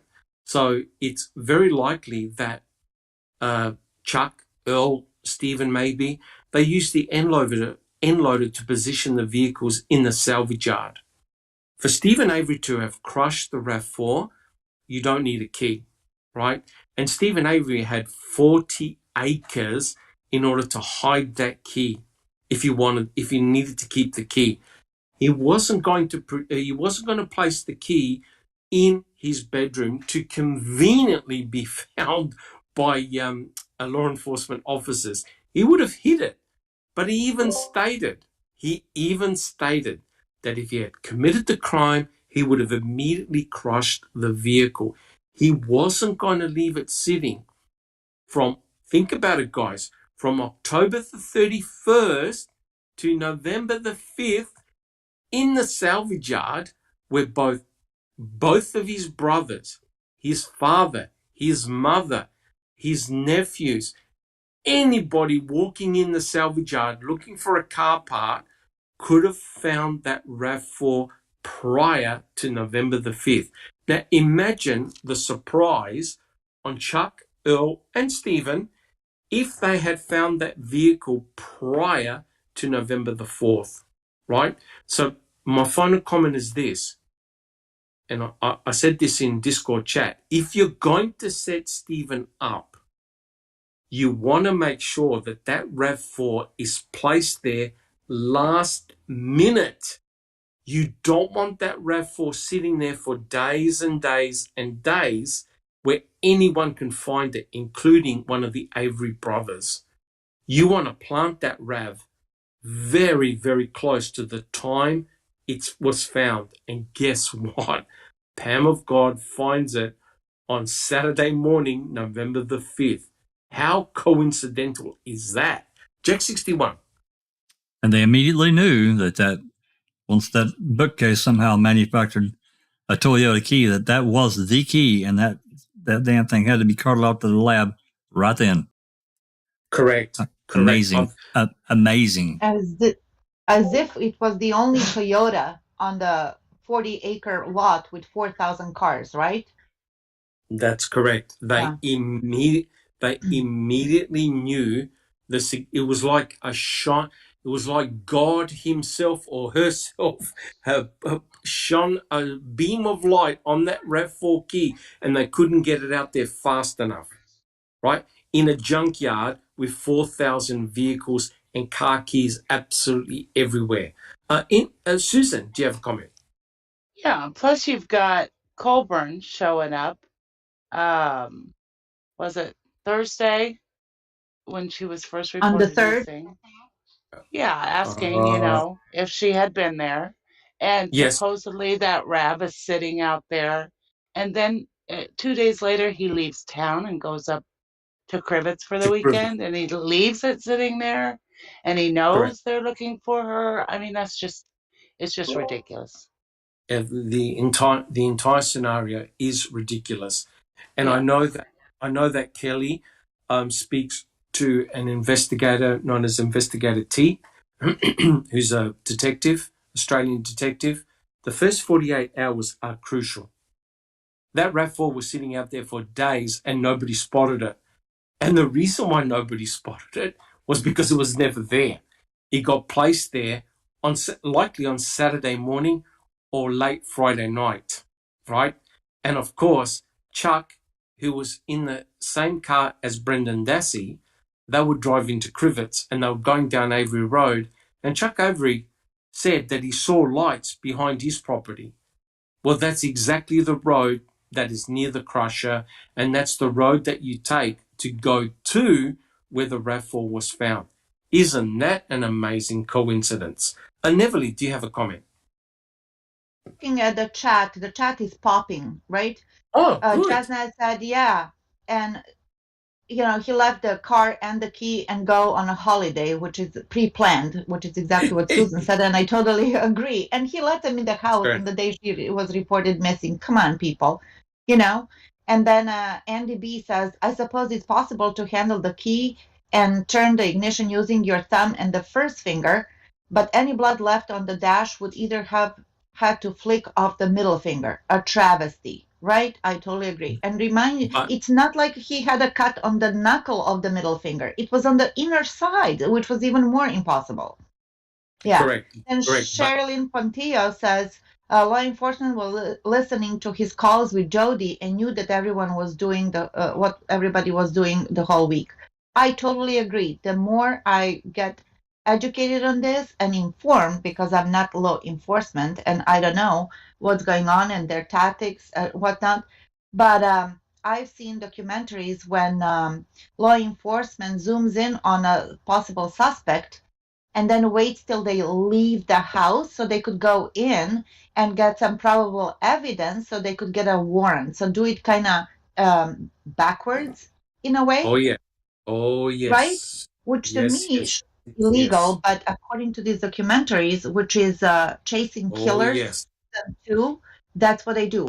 They go into a suspect's place, and they either spot their computer or whatever else they need while he's away. And they present it to the judge for the warrant. For a search How warrant. messed up is that? That's correct. And let me tell you right now, I've spent about a week so far looking at the documentary Who Murdered Garrett Phillips. And I'm going to be doing a probably a two-part presentation on this, a foul play presentation. And let me tell you right now, Neverly, that's exactly what happened in this particular case. The police had one suspect and one suspect only, and they were following him and videotaping him to gather up evidence in order to obtain a search warrant, a warrant. And it was discovered, I'm not going to say too much, but it was discovered years later that it was completely false. The lead detective, the lead investigator made it up. He got caught. He got caught red-handed making up evidence in order to elicit a search warrant. And the way the case unfolded, if you think the Stephen Avery, Brendan Dassey cases were mad, just wait to hear about this one. It is insane. And I want to do hopefully a two-part presentation to the group on who murdered Garrett Phillips. You will see that there are many parallels to what happened to the lead suspect, to what happened to Stephen Avery and Brendan Dassey. You will not believe. Wait. Thank you, Dr. Silkman. Thank you so much. You will not believe what happened. As Rhonda said in the chat, we will be streaming Who Killed Garrett Phillips. So that's the case that Dr. Silkman's talking about, that he wants to do the presentation on it tomorrow morning in Foul Play. So join Discord. We often stream movies and watch together as a group. It's really fun, and you learn lots. So come on over. Correct. Yeah, I'm having nightmares about this case. It's an absolutely horrendous. All right, Jack 61, do you have a comment? Yeah, just a brief one. Moving back to November 4th, we also can't forget that Teresa's cousin, David Beach, drove through the salvage yard. He didn't just drive down the road down to Stephen's house and leave. He drove through it because he almost got stuck. I think you would have seen that RAV over there. So correct. Yeah, so but that you make a very good point there, right?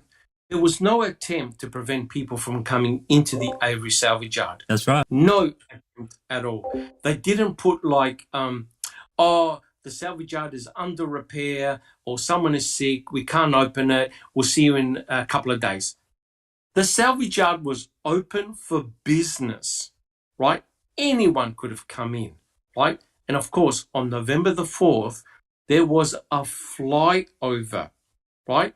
Even if the salvage yard was closed for business, you're not going to prevent an aeroplane flying over the salvage yard with people looking out for Toyota RAV4. And tell me, guys, did anyone spot a Toyota RAV4 on November the 4th on the Friday? Anybody? No. And you can damn betcha they knew exactly what to look. Now, the guilters will say, yeah, but Dr. Silkman, they put a hood and other debris on the Toyota RAV4. Except, of course, they forgot to cover the bloody back back wheel that said Toyota RAV4, right? So think about it. If you were going to hide that RAV4, wouldn't you remove any evidence of insignias on the vehicle so that anybody walking by that vehicle or from the air doesn't note the Toyota RAV4, right? You can see that you've got the wheel cover in between two branches, small branches, and you can clearly see RAV4 Toyota. Just Rhonda. I'm so sorry, I did not know I was unmuted. Do you have any questions, any comments? Well, are we all good? Yeah, like never is popping, and now we're also discussing Nick Hillary and Garrett Phillips. So yes, correct. So, Awesome. No, it was an accident. I apologize. No problems at all. Alice, do you have a comment? Yeah, it's just a shout out to our new member, James. He says, to all foul play participants, Thank you for your highly professional and insightful presentations on the Avery and Dassey legal travesty.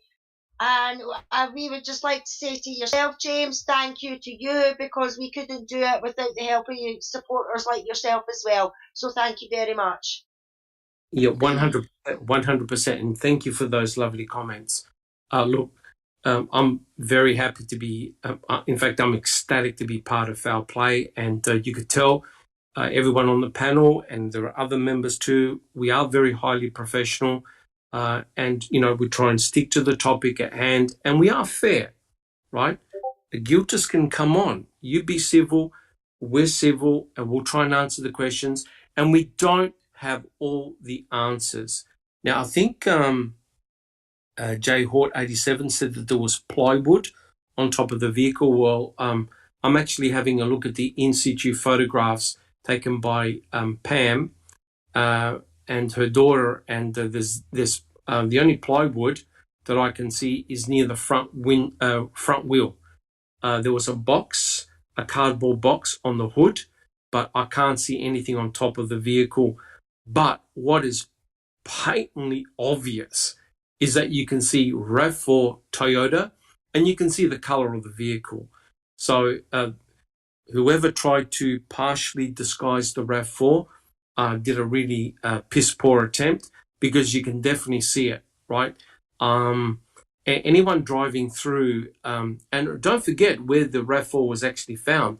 It was found at the perimeter of the salvage yard. The perimeter. It wasn't found embedded within the salvage yard. It was found on the periphery. So relatively easy to put in and relatively easy to move, to get out of there. But no one made any attempt to disguise the RAV4 logo, Toyota RAV4 logo on behind. So, and the hood is actually quite heavy. So it would have taken at least possibly two people, which is very interesting, because I think it was Seabird who said he saw a RAV4 and a white Jeep drive into the salvage yard from the quarry area, and only the white Jeep left, right? Which means that you've got at least two individuals that entered into the salvage yard, if that indeed took place. And Seabird was directly behind the salvage yard. He had a prime viewing position. Jack 61. Just a brief comment, question. I don't know, we can't answer it, but, allegedly this RAV was found with these hoods and all these other pieces of junk on the car, leaning against it. My question is, why didn't they fingerprint those hoods? I mean, even if they hadn't found anything, they didn't even try. Somebody moved those hoods over there. Correct. My understanding is that they got no information from the debris. And I think it was Ertl who actually looked for fibers or blood or anything like that on the outside of the Toyota RAV4 and found none. So that means that Stephen Avery had actively bled only inside the Toyota RAV4, 6 droplets. But here's the bizarre thing. If you look at the back passenger door where there's blood on the metal frame, it meant that if Stephen Avery was active bleeding, he had to have been outside the RAV4 in order to drop that blood on the metal frame. Well, if he's outside and you're actively bleeding, and that is a solid drop of blood, how come there's no blood anywhere else? So Stephen Avery would have had to have moved from the back area to the front. There's no drip drops of blood connecting anything anywhere. And that's why Kathleen Zellner's experts raised red flags saying, you can't connect the blood drops, right? It looks really odd. And I totally agree with them. It does look odd. And then how do you account for the smearing of blood on this black CD case? That doesn't make any sense. And according to Brendan Dassey, he drove with his uncle and they brought the RAV4 down to the pit. Well, if you have a close look at the passenger seat, there's a water bottle there, right? And there's another bottle. And clearly they don't look crushed or disturbed at all. and there was no blood ever detected on Brendan Dassey's pants. So it honestly makes no sense at all. Guys, do we have any further questions? Oh, Sunshine Christina has just become a foul play obsessed contributor. Thank you, Sunshine Christina. Lucky you're not addicted, right? I'm not obsessed. I just wanted the special emojis. Susan, is that photo what you were looking for? That's on the screen. I was able to add that quite easily with using Prism. That's the one. Oh, beautiful, beautiful. And remember, I think it was my YouTube is lagging. Can't see it yet. Oh, okay. Yep. I believe it was Pam of God and Nicole that took 6 pictures, and they would be in situ pictures, allegedly when nothing has been touched. So that they are genuine in situ pictures. I don't think Pam of God or her daughter would have touched anything in that RAV4. Susan, do you have a comment? Yeah, so I'd like to ask JG, where is this plywood that was on top of the RAV that you're speaking of? No. I don't see any. No. There was there's definitely paneling towards where the wheels were on the bottom. There's a box on the top of the RAV4, and I can't see anything on top of the RAV4 in terms of right on the roof. I can't see anything there. At the end of the day, right, there was no attempt to actually disguise the name of the vehicle and the model of the vehicle. You can actually see RAV4 Toyota. And I sort of jokingly said, look, if the James Webb telescope was pointing down towards the RAV4, they would have spotted it from outer space. And if you're an aeroplane and you're flying up and down and you've been instructed to look for a blue or dark green Toyota RAV4, you would have definitely seen that. No question about it. Jack 61. Yeah, I just flipped over to the back of the RAV. This is allegedly as found at the Avis salvage yard. You can clearly see the huge RAV4 Toyota on the back of the spare tire cover, and it was not covered. That's correct. So if it was Stephen Avery, and remember he works with cars, then there was no attempt to disguise the model and the name of the RAV4. No attempt at all. Sunshine Christina, do you have a comment? Oh, I didn't know my mic was on. Right. But I will say this. I think the blood in the RAV is the biggest clue that this case is a staged crime, in my opinion. In my opinion, that is correct. It doesn't indicate It doesn't indicate to me what you would typically find if someone was actively bleeding. Actively bleeding means you've got a cut on your body and it's continuously dripping blood, right? And if you've ever seen movies and whatever, and crime scenes, you can actually see the drop. You can actually see and follow the drop of blood, the dripping of the blood, right? You can't control it, right? And a lot of guilt to say, well, maybe he put on a glove, or maybe he covered up his cut or something like that. But here's the kicker, right? If Stephen Avery meticulously cleaned his trailer and garage of any forensic evidence, bar item FL, which has been debunked. If he meticulously cleans his trailer and his garage of any forensic evidence proving that Teresa Horbach was there, he's not going to leave a Toyota RAV4 with his blood in it. He could have easily bought himself a rag with some gas, petrol, and hosed it down. Remove any traces of blood. Would have taken him 2-3 minutes max, right? But how convenient you find the victim's vehicle that's locked, and it just so happens to have 6 droplets of blood and a crust of blood pertaining to Stephen and Teresa Horbach's blood At the back, you've also got her saliva in a cherry Pepsi can, and you've got her touch DNA on the inner door handle, right?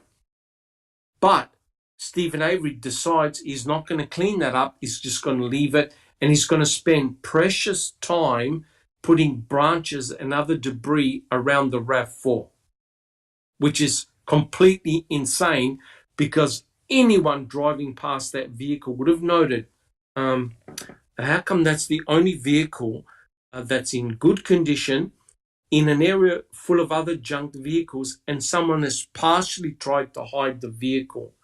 Your red flags would have immediately gone up, right? And think about it. These guys are flying in the air on November the 4th.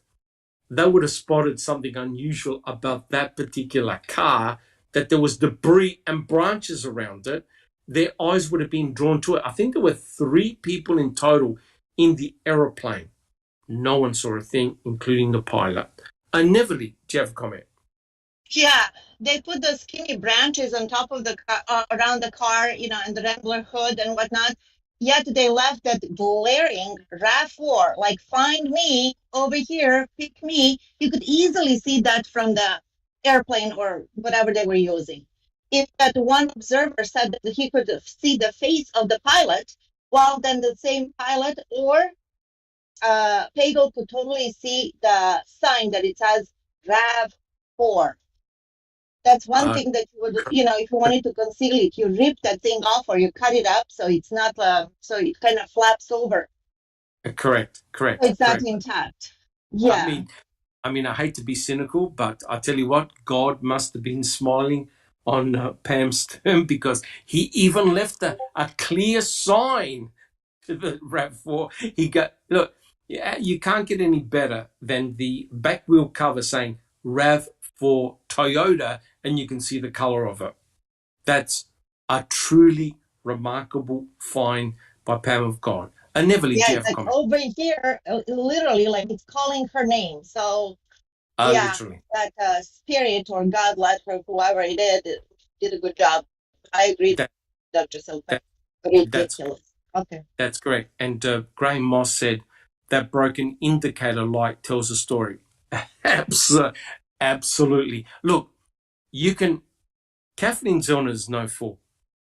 She realizes that to unpack what happened to Teresa Halbach, you need the Toyota RAV4, right? You need the plates, because someone took off the plates, which meant that they had to have left their DNA on that hood, on the plates. They haven't given her the plates. She knows that there's probably forensic evidence in that Toyota RAV4. They haven't given her the Toyota RAV4. And furthermore, the blinker light, she can work out, her experts can work out what the RAV4 crashed into. They're not giving her the blinker light either. And the blinker light has been cleaned. It no longer looks to how it looked in situ in the back of the RAV. Susan, do you have a comment? Yeah. Didn't they get some DNA off those license plates, Doctor? Yes, they did, but the DNA was of low amounts. So there's definitely someone who touched those plates, but unfortunately, Sharik O'Hain didn't go back and re-extract. So with the convenient DNA. Yeah, correct. So, sorry, what was that, Susan? With the advances in DNA since then, possibly they could get more information. Yeah. You use the MVAC, right? The MVAC system is like a vacuum cleaner. You vacuum clean the plates and you do a genomic DNA profile to determine whose DNA is on those plates, right? But the state won't hand over the plates. Just Rhonda. Dr. Silkman, Sherry Lynn from the chat says, my husband keeps saying that vehicle was towed. Yeah, that's very interesting. They're not 100% sure how that vehicle got there. Right? Now, let's think about this. If we're thinking that it got placed there before November the 5th, it had to be driven there. right? Because according to Siebert, he said he saw a RAV4 that looked like the RAV4 that we see here in a white Jeep go inside the salvage yard from behind. So it's likely it was driven there. Someone had disconnected the battery terminals, which is very, very interesting. So does anyone know whether Teresa had an alarm system connected to the RAV? Jack 61. I don't think there was from the factory, but that could have been added at the dealer. I don't think we really know for sure. Okay. Susan. Yeah. Not that I know of. Yeah. Yeah. I'm not 100% sure myself, but the reason why that the state say Stephen Avery disconnected the battery terminals was because of potential of an alarm system. So someone could have walked in the salvage yard saying, could Teresa's car be here? And just keep on pressing the alarm key, waiting for the car to honk. But what's interesting is that the key that was found in Stephen Avery's bedroom, that didn't have an attachment for an alarm. Correct? Yes or no? Correct. There was no fob. No, there's no fob. Yeah, just the key.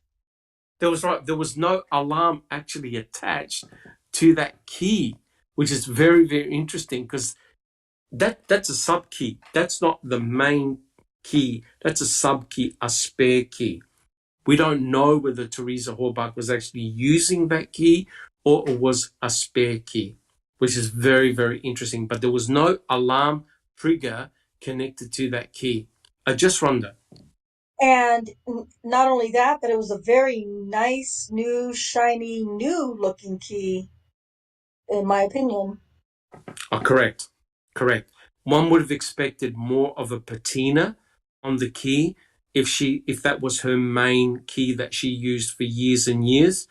And don't forget, Dr. Chris Palanek examined the key for trace evidence, right? I can't remember off the top of my head what comment he wrote, but it could not detect any presence of blood on that key. Now, I know that Cherie Cohane had swabbed the key, but there was no mention of any blood or other debris on that key anywhere else.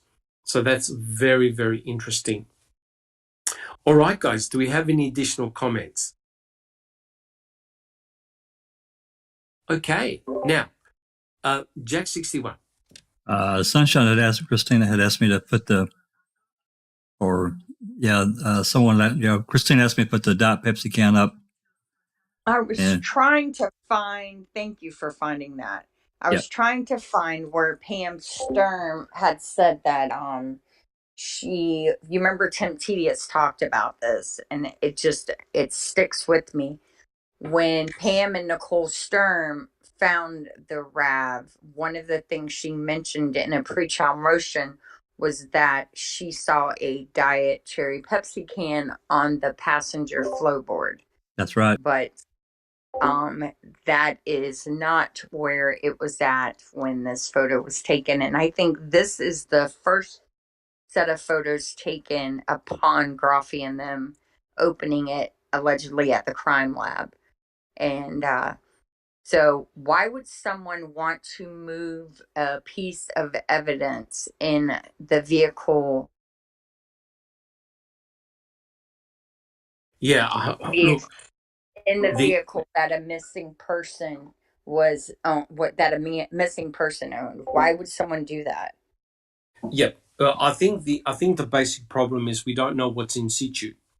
That's the basic problem.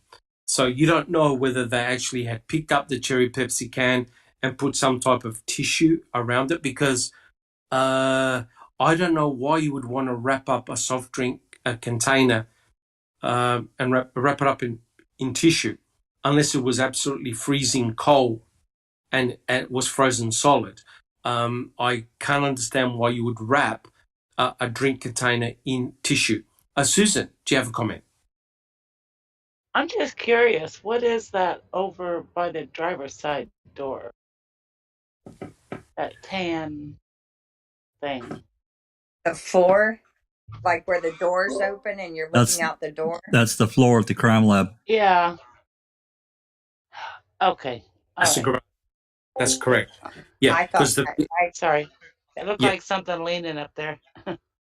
Yeah, no, I believe it's the garage floor. Because remember, they took the photographs in the garage floor. But the problem is, right, that cherry Pepsi can, that's where they found Teresa Hallbach's saliva and were able to extract DNA from it. So the question is, was that the crime lab that actually wrapped up the can? Or was the can always wrapped up like that? I don't know. I don't know. The problem is we don't know what is in situ and what has been staged. Neverly, do you have a comment?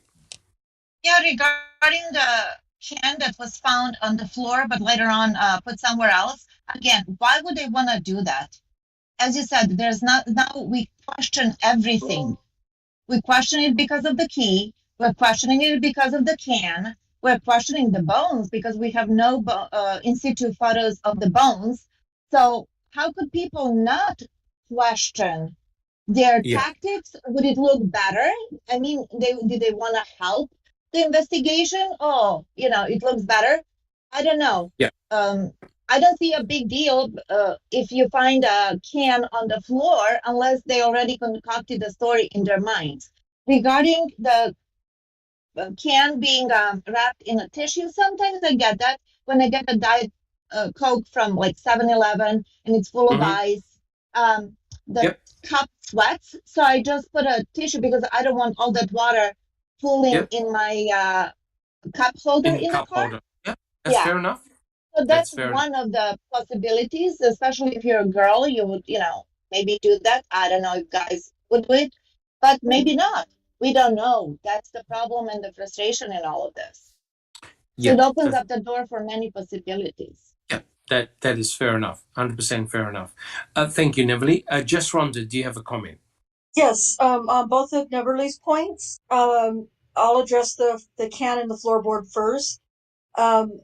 Just a thought, maybe if it was moved from the floorboard to the console, maybe it was because they wouldn't have an explanation for why the can wasn't stepped on or that's a possibility. crushed in out, from the passenger sitting there and stepping on it. But that also goes to the water bottles too. And then on the second one, I'm sorry. The second comment from Everly, I'm like you. If in the dead of summer I were to go and get a canned soft drink from a convenience store or my own refrigerator for that matter, yes, I would probably definitely I wrap paper towel around it and I put an elastic around that so that it doesn't slip off and it catches all the condensation that's coming off. We're talking about December or October 31st, and it's cold there. It was already cold there. We already know it was cold there. So maybe, I'm not arguing with you, Neverly. I'm just offering other, possibilities too of why that might not be the reason it was like that. Well, I have maybe just out of the box, total, not allegation, but what's the other word I'm looking for? Speculation. Who says that they didn't pick up a can of Diet Cherry Pepsi from her house? You know what I mean? They needed something. But then that's going another rabbit hole. Then we're going to bring in 2 Ravs, and we don't want to do that. Don't you dare or pineapple on the pizza. But Rhonda, thank you for the tip. I'm going to put a rubber band over my paper towel in the can. Correct. The 2 Rav theory is much worse than pineapple on a pizza. All right. Well, just Rhonda, the actual question was how, when, or why would someone plant Stephen Avery's blood inside Teresa's RAV4, right?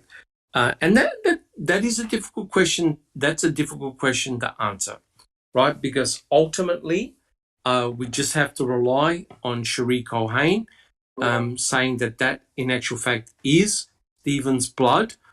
I would have liked to have had someone re-swab the RAV and retest the blood to ensure that it does produce the genomic DNA profile of Stephen Avery. Jack 61.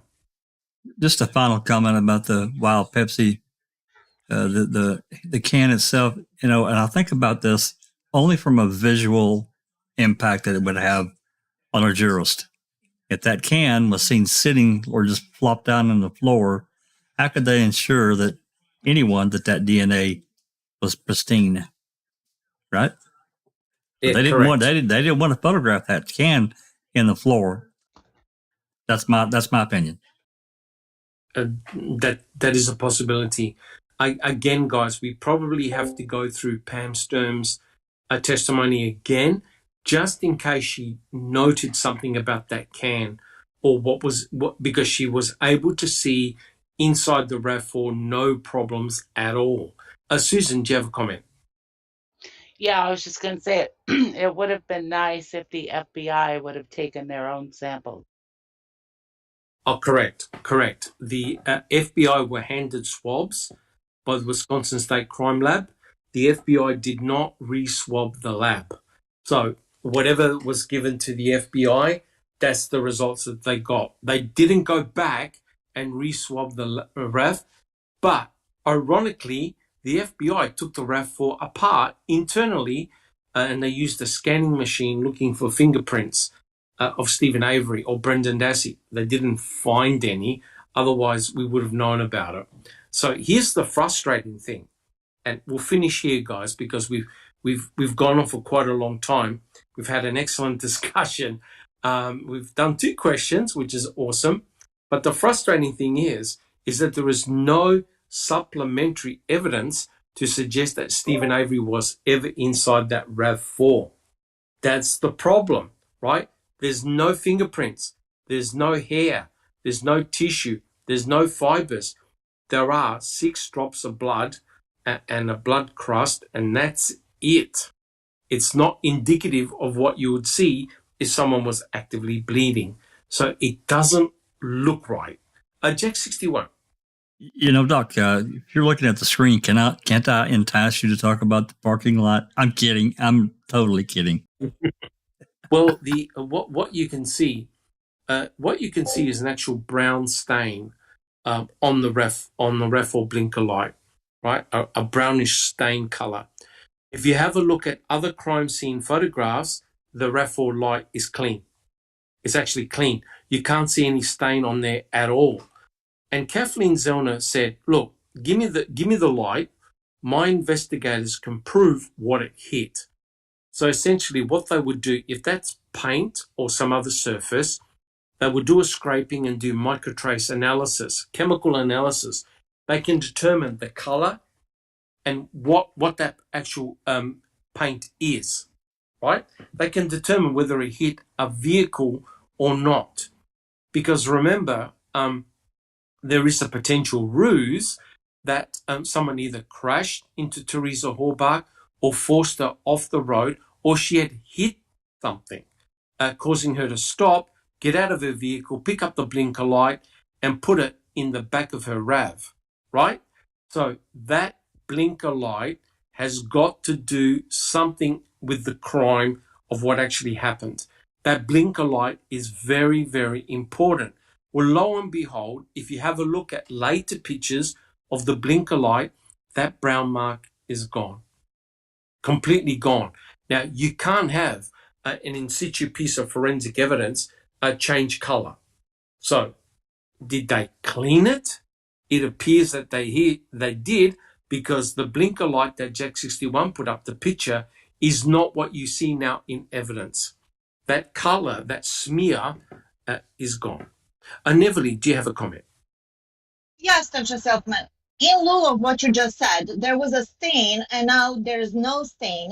I cannot unring the bell, unring that voice, what was it called? A phone call that was recorded when Pagel was all giddy when he said, yes, we found body parts and much more blood on the key and whatnot. So let's take that blood on the key. They produced, instead of blood, sweat. We have a blinker light with a stain. Now the stain is gone.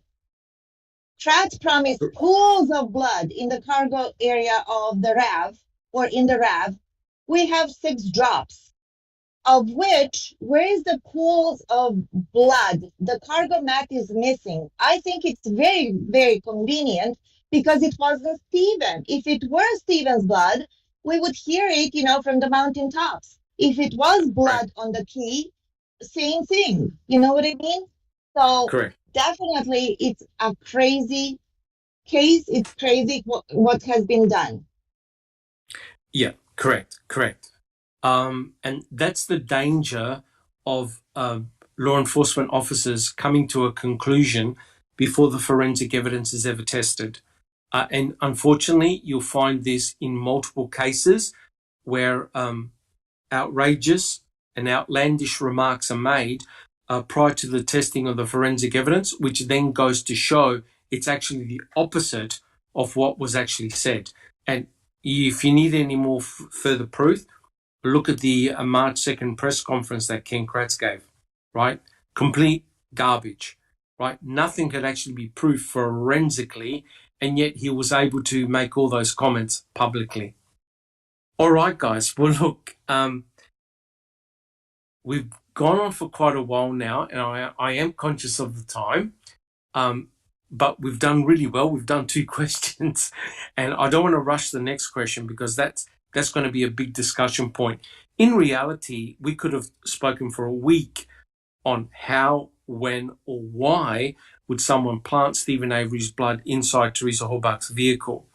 And what we really need to do, we need to invite Kelly, who's done a lot of blood work herself, and I think that she can really aid in that discussion about the blood. All right, guys. Well, look, are we happy to leave it here? Are we happy to leave the podcast here? Sounds good, Doc. Sounds good. Beautiful. All right. So what I'd like to do is, first of all, thank everyone in chat for coming along and also for subscribing. We've had some subscriptions, and that's fantastic. And if you like what we do, please subscribe. Hit the thumbs up button if you like what we do. And please leave comments in the chat. We're here to do the very best that we can. Thank you so much for your support, guys. As per usual, I like to go down the panel, tell us how you're coming along and how things are happening for you. Alice, how about yourself? Yeah, all good, Doc. My end, just trying to get things sorted with computers and stuff like that. The usual nonsense, but all good otherwise. Awesome. Fantastic. Thank you, Alice. Susan? Yeah. I've watched just about the first 2 episodes of Garrett Phillips today. You can find it on YouTube, actually. Wow. But yeah, I saw a show a year or 2 ago, and I don't know if it was like 2020 or 48 Hours or somebody covered that case, but it wasn't nearly as in depth as this one is. But yeah, it's horrible.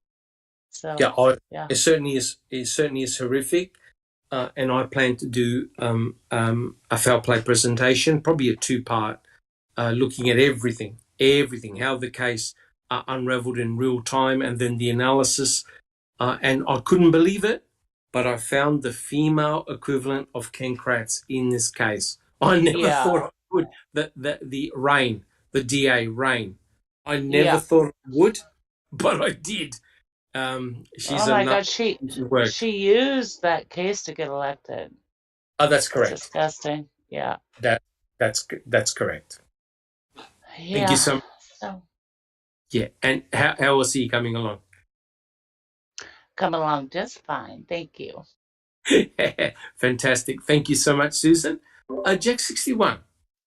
Thanks, Doc. I want to thank everyone that came and participated today and all the new members. Really appreciate your support.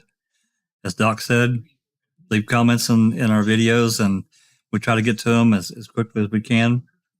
Want to thank everybody that helped us test out PRISM. It seems to be a real success. I haven't seen any, not one time did it buffer today. And normally with OBS, I try to watch, and just catch it, and, just in case it buffers out or whatever. I've not seen it. I don't know if anybody in the chat or you guys have seen any buffering at all, but I haven't seen anything. So I think Prism is going to be our go-to streaming platform. Fantastic. Next thing is, of course, we've been helping Ripper with this Highland Community College case. There's more coming. Oh boy. Yeah, there's more coming. It's bad. It's really bad. I don't know when he'll be going live, but I would imagine I can't imagine it was going to be more than he may do it tonight. I don't know. Just keep an eye out. For anyone that's interested in that case, it is a horrific thing that they did, and probably are continuing to do to this very day. So, trying to help him get that going, and might have some new stuff coming down the pipe for the Avery Dassey case. We'll see. Fantastic. Yeah. Fantastic. Thank you so much, Jack61. Just Rhonda, how about yourself? One last thing. I'm sorry. I'm so sorry. I apologize. In lieu of the Olympics being on and the Super Bowl, open mic's going to be delayed. I'll probably do something one evening this upcoming week, but with both being on the same day, I'll just give everybody a break and let them watch the Super Bowl or the commercials or whatever. What? Yeah, I know. You mean the Super Bowl takes preference over true crime? What's going on there? I know not everyone. I mean, I'm not really interested in either team. I do like the commercials because there's generally something pretty funny. But yeah. So I'll make some kind of something on the community page. Oh, awesome! That's the equivalent in Australia of someone getting married on the AFL Grand Final day. You just don't. You just don't do it. Nope. We've had grooms and brides not show up to their weddings because they're watching the footy. So you definitely don't do it, and I could understand why you want to make sure you don't clash with the Super Bowl. Yeah. Yeah. Only if we can get imagine if Foul Play could get an ad on the Super Bowl. How much do we need? 20 million? They're probably charging. They're probably charging $1 million for every 30 seconds. I don't know. I haven't looked at it this year. It's really expensive. Easy. Just Rhonda. Oh, thank you, Dr. Silkman, and thank you to everybody on the panel and in the chat. I kind of feel like I'm in a little bit of an overload right now. I'm very involved in the Highland Community College case with Jack, Ripper, and everyone else who's following and tweeting and posting and finding links for that. It's insane. Yes. So I'm kind of caught up in that. But I also wanted to share, I think the last time we met, we were waiting. For Daniel's case, we were waiting. He was going to be going before the parole board the next morning, which was Monday, February 7th, which he did. Well, he wasn't present, but his case did. Well, one count of one case did, and he was denied without even hardly a breath in between each of the 5 board members, which was really, really infuriating. But they very quickly denied it. And so that wasn't going to even come close to getting him out of prison. It was just one count on one case of the 13 women. So at any rate, that we had presented a really good press release for that for the parole board. They completely ignored it. Of course. Yeah, they completely ignored it. It's infuriating. But I did release a video clip on my YouTube channel that I encourage you all to watch if you're familiar at all with Daniel's case. And then that night, on Monday night, I went live and we did a pretty extensive coverage of the press release and absolute proof of the lie that the accuser got caught telling in the deposition. Anyway, so there are more of those to come as we get to each accuser's deposition and their various lies and things, we'll be presenting those as well. And then I just want to caution a little bit, and maybe Susan, you can send me some links, but I think it was William who had put something in our video suggestion chat this morning about being able to watch Who Killed Garrett Phillips, who killed Garrett Phillips on YouTube. But that because I watched it and it was kind of a documentary of the Garrett Phillips documentary. So I only watched the one. It was like an hour and something long of that. And so I'm guessing there must be a part 2 YouTube video, but the actual full length documentary is about 3 hours long. This is 3-part, Rhonda, and it even has the HBO logo in the beginning. So yeah, it could very well be. But at any rate, I mean, people can watch it that way, or I do have the documentary copy of it that I can stream tomorrow. Because it's also, yes, a really, it's a disgusting case, and what was done to Nick Hillary in that case is just as horrific as any other case that we're looking at.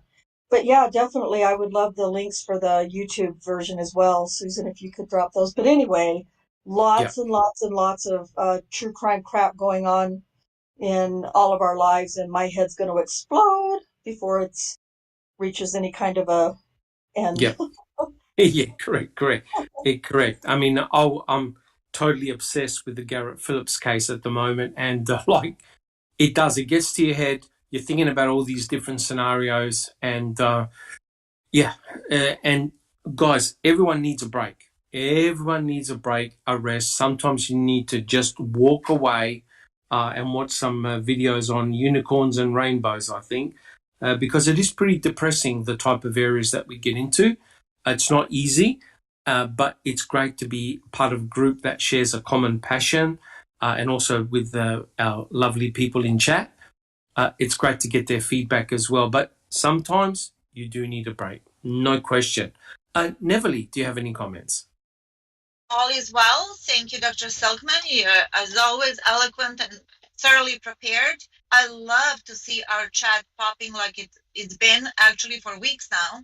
We appreciate all your help and support. And frankly, it just wouldn't be the same without you. So thank you again, and for all new contributors. Like everybody else, not that I'm obsessed or anything or addicted, I've been watching a lot of true crime, but that Garrett Phillips did my head in, and I'm trying to balance out my life because it can spiral like that. It's really dark. Everything that we look at, it's really, really dark and deprived. However, Netflix, I mentioned it before, Catching Killers, the season 2 just came out, I think this week. Season 1 is awesome, and second one is also really, really good. You learn a lot. So it's on Netflix right there, Catching Killers. And thank God none of us are addicted, right? Oh, come on. No, those are just allegations. Only allegations. Thank you, Evelyn. Thank you. You're welcome. Sunshine Christina. Unproven allegations, may I say. So I take a break from true crime, and I either play with my plants, or the new season of Walking Dead comes on. So I'll get lost in zombies for a minute, and I'll be happy about that. New season? Christina, what are you talking about, new season? Yeah, the last half of the last season debuts on the 13th, I think. So in 2 days, one day. Yeah. Oh, wow. I thought that had already. Okay, all right. I missed that. Then I guess. What show? It already ended with The Walking Dead. Mm-hmm. Oh, okay. Yeah, not.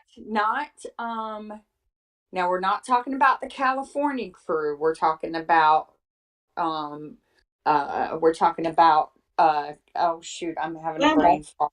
We're talking about Maggie and and Judith and all of them. Eugene, yes, it's all coming back now. Okay.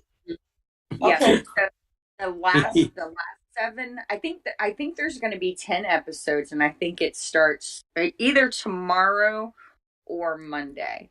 But Awesome. other than that, just working on trying to help spread awareness for the Melissa Lucio case, working on the Bacchus case, working on Gregory Allen, just, true crime stuff. I did want to say that the private investigator that worked with Melissa's appellate attorney released a statement on her website today, pretty much saying, which is a big deal, saying that there was evidence that Alexandra was responsible for Mariah falling down the stairs. She presented it to Pete Gilman, which was Melissa's DA or public defender. Pete Gilman ignored the information. Pete Gilman and Armando Villalobos, the former district attorney who's now in prison himself, were conspired together to convict an innocent woman and put her on death row. So that's a deal for her to put that out on social media. Yes. We know it happened. Yeah. So just that's about it. And but yeah. And how are you doing, sir? I'm going well. Well, sort of. I'm now, like I said, I've now got a new project that I'm trying to do on who murdered Garrett Phillips. I'm very interested in this case for a multiple of reasons, and it's rather ironical that our guilty friend JG Hort 87 writes in chat. There are now so many safeguards to ensure a fair trial and fair conviction. And, I wish I could put that on a T-shirt, because you need to think about all the exonerees that are walking out of prison every week, in which they obviously clearly didn't get, there were no safeguards and they didn't receive a fair trial or a fair conviction. And I think that's echoed very much in Who Murdered Garrett Phillips, as well as other cases as we've investigated as well. So it's very, very interesting. So hopefully within about a week or so, I'll probably do it as a premiere, a 2-part series, and then we can discuss it as a panel. We can screen it hopefully on YouTube, and then we can discuss it as a panel. I think the interesting thing about that case are the many, many parallels to what's happened to Brendan and Stephen, and also what's happened to that university, to those students and the coaches being sacked and things like that. It's all under the one umbrella. Very, very interesting. All right, guys. Well, look, again, thank you very much to the panel for their excellent contribution. Thank you so much to the people in chat. Please subscribe if you enjoy what we do. Hit the thumbs up button. And guys, we will catch you all next week. Thank you. This has been a Foul Play production.